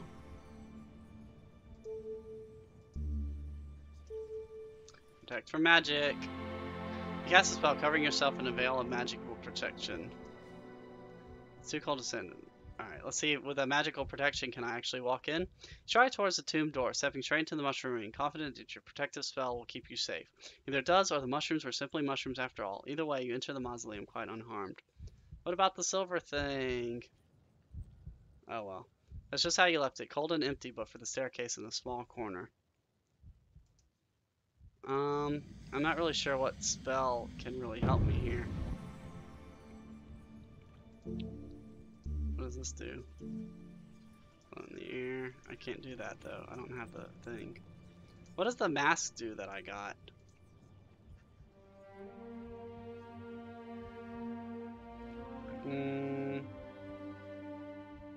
Gak? I'm not really sure if there's any spells that I can do to help here. Let's see. Yeah, I mean, that's not really gonna help me. I guess let's just go. Unafraid of what you might find below, you make your way towards the stale, but you step on some kind of trigger and turn to see the door of the mausoleum closing. You stay back, not wanting to be crushed by the heavy stone door. It seals with a bang, and you are plunged in darkness, filled with only with the sound of your own breathing, and one other noise, a distant rattle of chains. Echo of slamming doors circle the room. They are moving across the flagstones.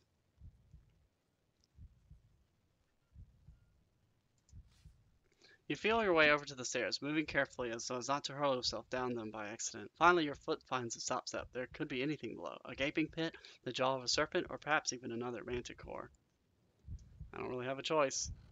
You steel your courage and move on, deeper down into darkness. Menacing sounds echo up from the depths of the crypt, the clanking of chains, the moaning of wind. Perhaps there is some kind of machine down here? Perhaps the mechanism that operated the door. Surely, it can be nothing worse.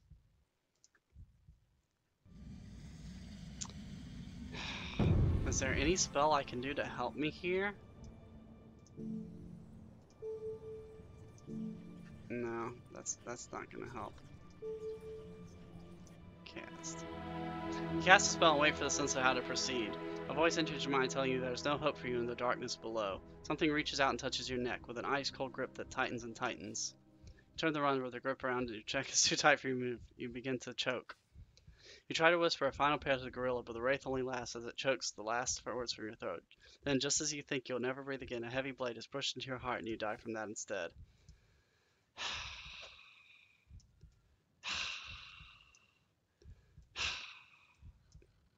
You know what?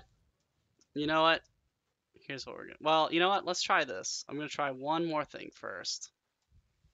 I'm gonna try the tomb again, but this is my last chance, I think, to get the spells. So let's try Shinva.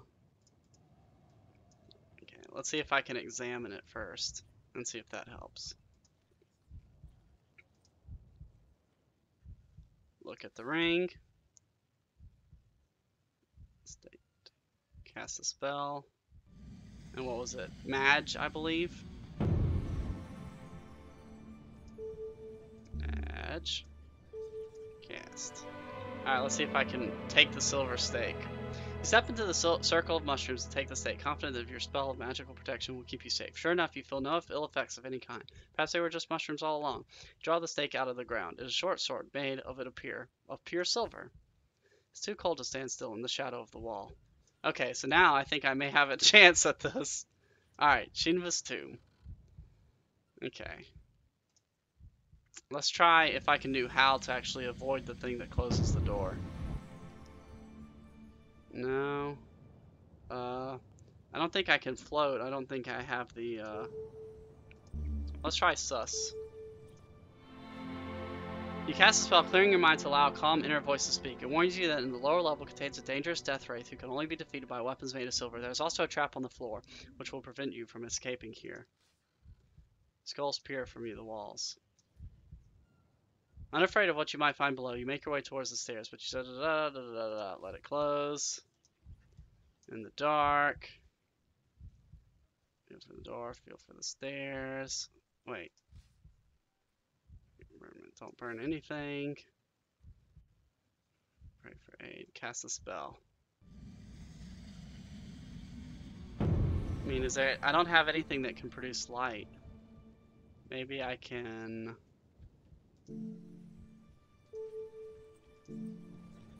Open locks and doors. You cast a spell over the door and it begins to creak and groan, the heavy stone fighting against the force that is holding it closed. But eventually the spell wins out and the door reopens. You cheer with delight as moonlight shines in the clip. Something rushes across your boots and into a crack in the stone. You head for the stairs once more, but the light from the doorway does not go far. Halfway down, the dark is absolute once more. Menacing sounds echo up from the depths of the crypt. The clanking of chains moaning to the... That's the spell. I mean, I don't think I can really fight in the dark is the problem, but I don't have anything to... What is this? Huff. I mean, I don't think I have really anything to create light. You stop still. Something reaches out and touches your neck with an ice-cold grip that tightens and tightens. You lash out with a silver sword and feel it connecting with your attacked, who groans and moans, but in the darkness he misses often as you hit, while the grip on your neck is squeezing every last drop of your air from your lungs. You begin to choke. However, the wraith only lasts. Ah, shit. Stabbed in the dark. Alright, I'm getting into this damn tomb, damn it. Let's see. Let's start here. Okay, shooting this tomb. Okay. So, I can't use float, I don't think. I don't have anything that makes light, but let's see what we got here.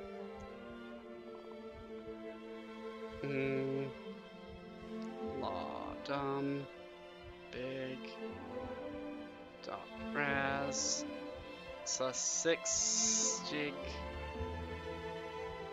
Can do howl, maybe, talk. I feel like none of these are really helpful though.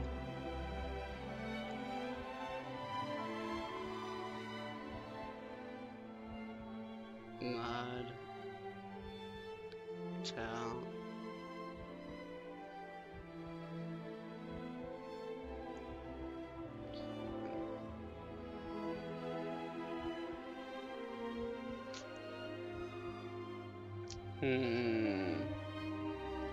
Oh, yap is what I needed to know for the fish. Oh well. I'm not doing so hot here. So, I mean, it seems like my only chance is to fight it in the dark, but I don't have anything I can do to do that. I can't really lure it out into the moonlight.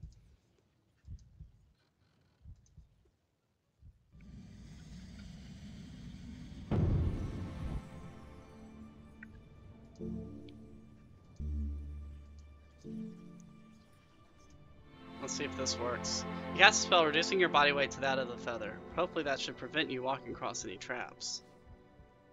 Skull spears at you from the wall. Will that actually help? Okay, the light... See, that's the thing though. I don't have a way in if I don't have...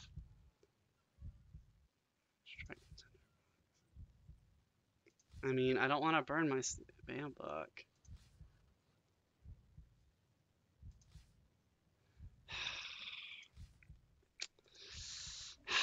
Is there just no way that I can get in here?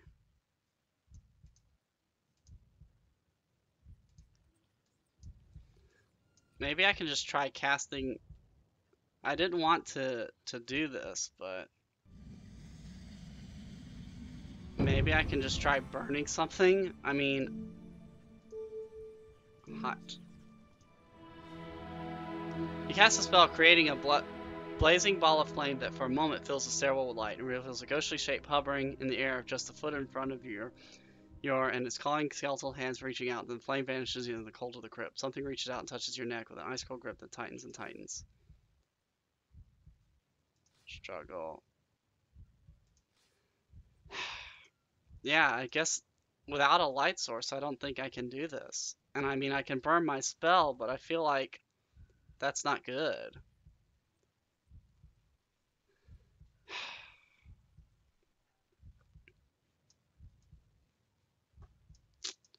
I don't know what to do. So, should I burn my spell book or should I try to...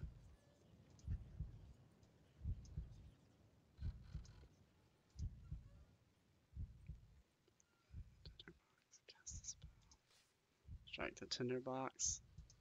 Alright, Khare, you better hurry up. With a heavy heart, you open the spellbook and strikes the tinderbox. A spark lands on the page of the sun spell and quickly ignites. The book erupts into a powerful flame. The spectral shape has gone. Perhaps you imagined it after all. Though I didn't. You make your way cautiously down the ancient stairs into the dead earth. The walls are damp, and there is a foul smell of decay. The only sound is a dripping coming from somewhere in the depths. Alright, Khare, you better be worth this, because I don't have a spellbook anymore. You emerge into a large, dark chamber, lit only by the burning book in your hand. A coffin occupies the center of the room, covered over by dust and spider webs. You hang back, taking a few breaths to ensure the room is silent. That's when you hear the sound, a moan and a rattle of change coming from inside the coffin itself. The lid is moving back. You race forward to shove the coffin lid closed, and so you do not see the ghostly figure emerging behind you from the alcoves until its cruel dagger is piercing your back. You spin round to see a death wraith looming over you. Death wraiths, like all ghosts, can only be harmed by weapons of silver, but is quite capable of causing you harm. You stagger back to clear enough space to ready your weapon. You draw the short silver sword. It is a weak weapon, but hopefully effective. Oh, this is bad. The death wraith drifts forward, one hand reaching for your neck, the other holding its blade aloft. It howls with icy rage as you approach, knife outstretched. You gather your wits and drop into a defensive crouch. You turn most of the blow, then adjust your grip and try to settle your nerves. Oh no, oh no. Then the death wraith is at your throat. Your own attack is thrown aside. It stabs out violently. You stagger backwards, clutching at the bleeding wound. Your blood colors the gray stone floor. It reaches out with long skeletal fingers. I will come for your blood, it hisses. I will suck you dry. The chill of the tomb is all around you as you seize the moment to strike. You charge forward, you cut across its cruel blade, and the wraith moves between the pillars into darkness. The death wraith does not bleed, but seems to flicker. You raise your shield arm to guard your face, as the death wraith reaches out with its skeletal hands. Stone dust trickles from the roof of the crypt. Oh geez, how can I win this with such a terrible blade? The death wraith grins with pleasure as it comes for you. Your swing is overpowered. It slashes at you wildly. You stumble and fall. The wraith grins its bony teeth. You can smell the approach of death. You drop back. The death wraith wails and sings as it slashes its blade backwards and forwards. You parry and flash in sparks of metal. The death wraith seems to grow stronger with every injury you suffer. You are bleeding badly, but the creature does not seem to tire. It leans forward with crooked hands. Your heart will be mine, it whispers. The wraith whispers. It will stop.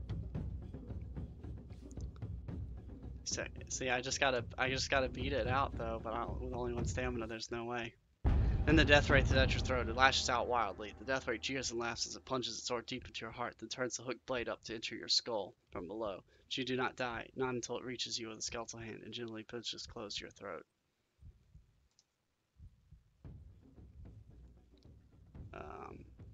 I don't think I can beat this though, offhand. Let's try.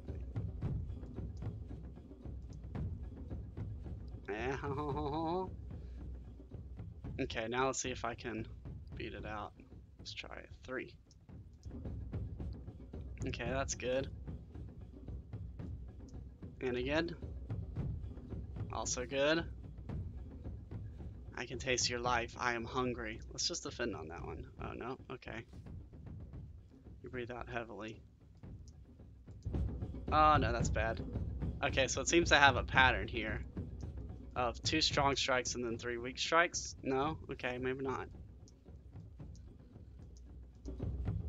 Ah, no. I lost again. Alright, let's try one more time, and if it doesn't work this time, I'll try to go back and use a spell. Alright, so defend. Okay, and I'll defend again. Okay, now I should be able to beat it out. Let's do 2.5. Okay, good. Let's put your heart rate to stop. 2.5. Okay. Skull mass seeming to slip. Defend. You counter quickly, you breathe out heavily. Let's do a defend again because it's going to do 2 powerful ones maybe. Alright, now let's see if I can beat it out. Okay, good. Good. Now I just got to get one more. Well, all the way. Let's go for it. Oh, gosh. Thank you. You must not give in. You swing hard. With a final strike, the creature wails and moans and seems to vanish on itself. The air is suddenly a little warmer. Oh, you stagger back, gasping against the wall of the crypt, but then there's a creaking sound. That makes you look back at the coffin. It has opened up, and a figure is rising up. You watch as the figure takes shape, a very old man and no monster. Stranger, he declares in a quavering voice, his throat thick with dust and cobweb, I am in a great debt to you. Now at last my soul can die in peace. Tell me quickly, before I'm lost, how may I repay you? You stare in amazement. This must be the fifth noble, Lord Shinva himself. You step forward to greet the apparition. You are Lord Shinva? The old man nods. I am, or I was, once the fifth noble of the city. Would you believe? He smiles without humor, only the ghost of a smile. And you? Who are you? He looks at the book burning in the hand and adds, I see you have made a great sacrifice to speak with me. You damn right I did. I am from Analand. Shinva raises his dusty eyebrow. Analand? What interest does Analand have in the ways of Khare? His eyes are piercing and shrewd despite there being no light or soul behind them. I travel to the Blacklands. Then you will need to pass through the North Gate. For that you must know the spell. Perhaps you know it already? No, I don't know only one line, Shinva replies. One lock made of Golem's hide. I wish you luck finding the others. But tell me, what lies in Blacklands that Analand could want? Mampang, the crown of kings. Shinva looks startled. The crown? What of the crown? It has been stolen. He looks deeply troubled. Then today is a good day to die. The crown of kings is an ancient object, you understand, from a time when the world was young and great forces stalked the land. Forces too great for such as we are today. Powers that could shape beings and minds with the slightest whim and mold the land and sea to their will. Do you understand what the crown does? It allows control. That is the simplest way to say it, I suppose, though it is much more than that. Only once was I in power of the crown. He shudders. As it passed from Lendeland to Bryce, I was an envoy at the court when it arrived. It has the power to turn your will into another's without you knowing that it is happening. You see the power of that. No one under the influence of the crown can ever revolt if they do not understand that they are in servitude. The old man is visibly crumbling in front of you. I am looking for the first noble of the city. Then I hope your mission is to kill him, the old man replies. The first noble will bring the city to wreck and ruin, if that has not stopped already while I have been down here. Tell me, as he grips your hand suddenly, does Khare still stand?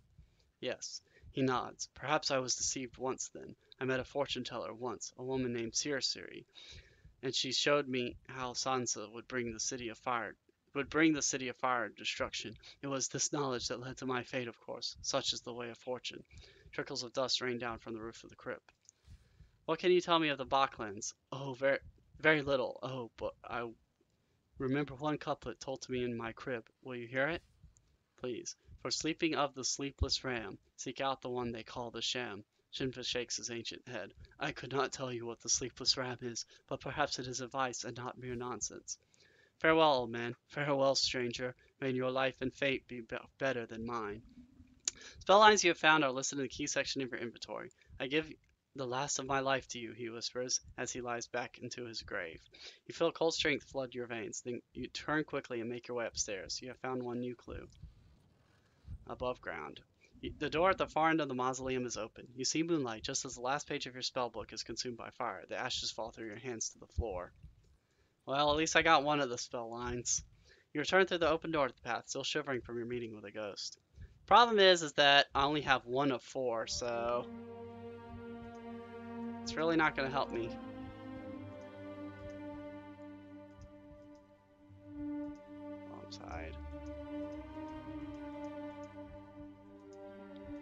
Anyway, I guess I don't have too much choice. Let's keep going.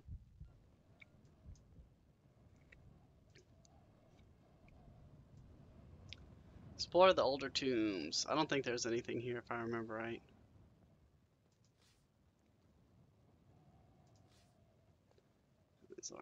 Look at the monster. Here's the grave of the man whose ghost you met at the gate. Tomb is of simple stone cabinet carved with likenesses of the man. From centuries of rain and wind, you can make out nothing of it but a ghost.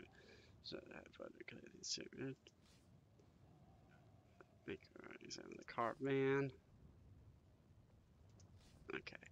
Yeah, I mean, here's the thing, chat, is, yeah, I understand that letting Khare burn after losing my spellbook might be a little silly, but ultimately, I'm trying my best to get the lines here, but I don't want to keep playing this over and over again forever.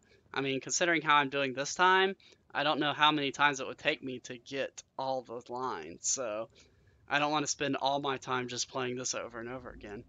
You return to the path gratefully and make your way to the far side of the graveyard. Beside the gate is a disused well, perhaps once used to draw water to wash the bodies before interment. Lean down inside the well, pitch back for later pull up the bucket. Turn the witch comes in from the bucket. Scoop ahead to fight expression quite clear. You feel much better for it. This deep forest. Yeah, I mean whoops. Shit. It looks to me like I'm not gonna get the spell this time, but we'll see. I mean, ultimately, like I said, I'm going to try my best, and if it doesn't work out, I'm just going to move on to the next chapter. You walk for half an hour through thick trees along a narrowing track until you reach a fork in the road. To the left, the track gets narrower still. To the right, massive shadow looms so large it seems as though a colossus has seated itself on the wall and thought. Chill wind blows through you as though ghosts walk back and forth this way. Shadow to the right has a jagged ziggurat, perhaps 100 steps leading to its apex. The trees whisper and move. Left. Okay, so I'm going to try the left because I tried the ziggurat last time, so let's try this one this time. You walk between clawing trees and thick bushes. The north gate is finally in sight. You can see it is imposing, ornately carved wooden doors over the top of guard huts and low buildings that lie at the end of this road. You pause to watch the guard huts. They seem quite still. One has a hole in its roof. Weed grows through the chimney of another. Are they abandoned? Something catches your eyes. Movement in the shadows on both sides of the road. Torchlight. Vic for first noble! From behind the trees, a ruffian steps out, leading several werewolves behind him. Well met, friend, he answers. Vic for first noble. What is Vic doing? Leading the charge, the man replies proudly, walking to the council building, the wolves following a decent way behind. He wants to show that he's not afraid to stand alone. There's no one there, you tell him. The council chamber is empty. The man laughs and shakes his head. I do not think so. If this city had no leader, we would know. But you can see you have shaken his confidence a little. With that, he whistles to his wolves and sweeps away into the night. You breathe a heavy sigh of relief. Yep, well, I guess I failed. Alright. You have reached the north gate once more. The ground is empty still. The goblins have not yet risen. Off to one side is a well, but there's no other cover. Wasting no time, you stride over to the gate. You reach the other side of the clearing unscathed and stand below the open doors. Recite this. You knock firmly on the door until you wake the voice within. Do you know the spell? To open the gate, it is told? Okay. So let's see if I can guess my way through this. So I've got 2 tumblers, 2 sealed deep inside. Then I've got 1 lock made of Golem's hide. And I've got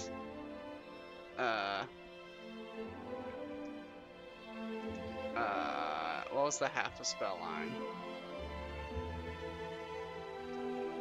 By Fergus Pride.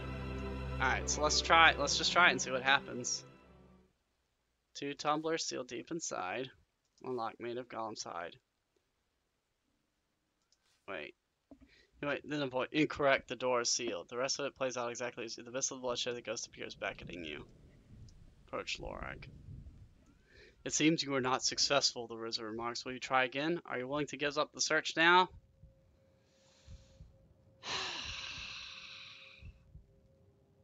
I mean, I've got 2 spell lines, and I don't know their order, and I do know I did screw up the church. Maybe I should just go back. And I did sacrifice my spell book. If I go back in time, will I get my spell book back? Will it be worth it to save my spell book? I don't know. I don't know what to do. Okay, well let's review. I've got two spell lines. I've got Lorag inside, and I've got Shinva.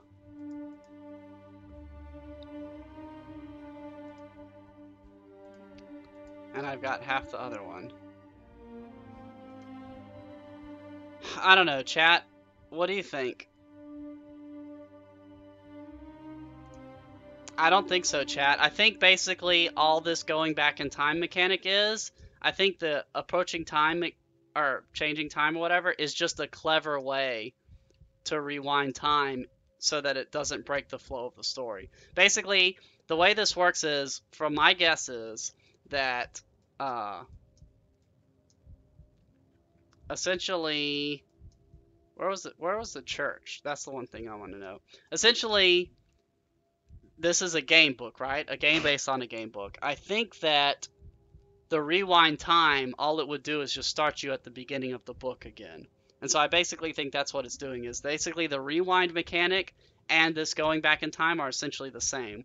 The only difference is the rewind time mechanic, I lose my stuff, whereas this mechanic, I keep my stuff. So I think if I rewind time, I'm probably not going to have my spell book still. And more than likely, uh, I'm not really going to get anything from it. Well, let me see. Where was the church at? Because if I remember where the church is, maybe that'll at least help me kind of have a good idea of what's going on here. Where was the church? Where was the church? It was around here, right? No, it's past this.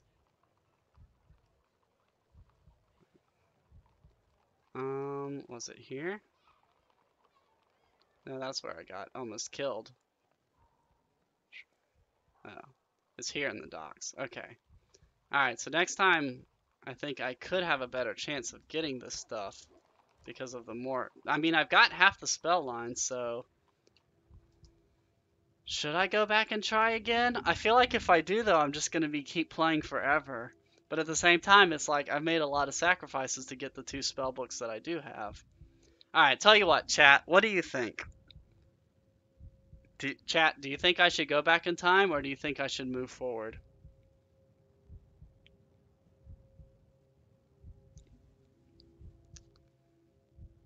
I may not be here for long. Even though that's a very hard chat name to say. You should make a chat name that's easier to say, so I can talk to you better. What do you think I should do? Should I go back, or should I stay? Or hell, maybe I should just sleep on it. I don't know. Well, what do you think? Do you think I should go back, or do you think I should continue forward? Yeah, I really only, well, keep in mind, I don't just need 1.5 spell lines, I need to know their order as well. If I don't know their order, then I'm still screwed. And also, I still have no gold and no food. But if I leave Khare, then I'm screwed. I guess it's up to you. What do you think? Because you're my #1 fan here, and you're, the main person watching this show. So what do you want to see? Do you think I should go back and try again, or should I push forward? Seems like you may want me to go back. Which I think if I go back, I think I can probably get it. But maybe maybe not next week, because I might not be playing next week since I'm gonna be doing a lot of errands. All right, you know what? Let's do it. Screw it. I'm gonna save. I'm gonna save Khare, no matter what. Every time it does, it depletes my max stamina. Okay, so where should I start from? You think?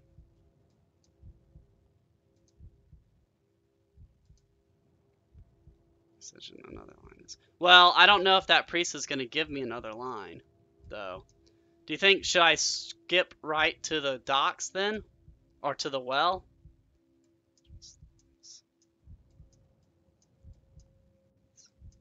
Should I skip over here and just go straight to the cathedral? Or should I start back further back? Again, I think I'm going to leave this up to you, chat. Where do you think I should start? I could start at the well and immediately try to get that next spell line, if that's a spell line. Or I could start earlier back and see if there's anything that I missed. Like, both times I've traveled up and I've traveled right, but I don't think I've traveled left yet. Or no, I did travel left. Or, well, I traveled up and then left. I didn't travel all the way left. I don't know. What do you think, chat? Chat, what should I do? Ah, where should I start? Because I know the cathedral's here, so if I want to do that, I would start here at the well. Otherwise, I'll start earlier back and see if I can find more clues. Well, here, well, while chat's thinking about that, let's review. I've got a tinder box, but I don't have anything to burn. Go straight to the priest? Alright, we'll start at the well. Alright, here we go!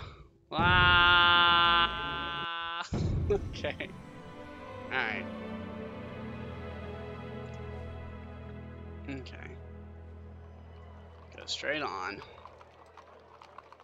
Alright, getting my sword, walk on. Alright, here we go. The shrine. Alright. Okay, so we have gone back in time yet again to save this terrible, awful city. Oh, jeez. I can't believe I'm doing this. Alright, but you know what? We're gonna save this damn city one how or another, even if I have to play the same game over and over and over again. We're gonna do it. So I'm gonna find the spell lines this time, and we're gonna save Khare, and we're gonna hopefully make it marginally less of a shitty place. So, join me next week. Or maybe not next week, because next week I might be a little bit busy. So I may have to take a week or two off of the show. For some stuff. But either way, we'll see. If not, I'll maybe try to post something on the Twitch that says I'm not streaming. But anyway, yeah, and hopefully we'll get some spell lines. No, I'm not sure if I did, chat, honestly, but I mean, either way, there may be other ways because I don't know if that undead noble gives me a spell line. Like that's the problem is I only know clues. I don't know exactly where the spell lines are going to be. So who knows? Either way, we'll start here and we'll give it another pass and see what happens. I mean, at the very least, maybe the passes that I make will be quicker this time around. So I don't know. We'll see. So next time I play, I will try to save Khare. So other than that, I hope you enjoyed it, and I'll catch you guys next time.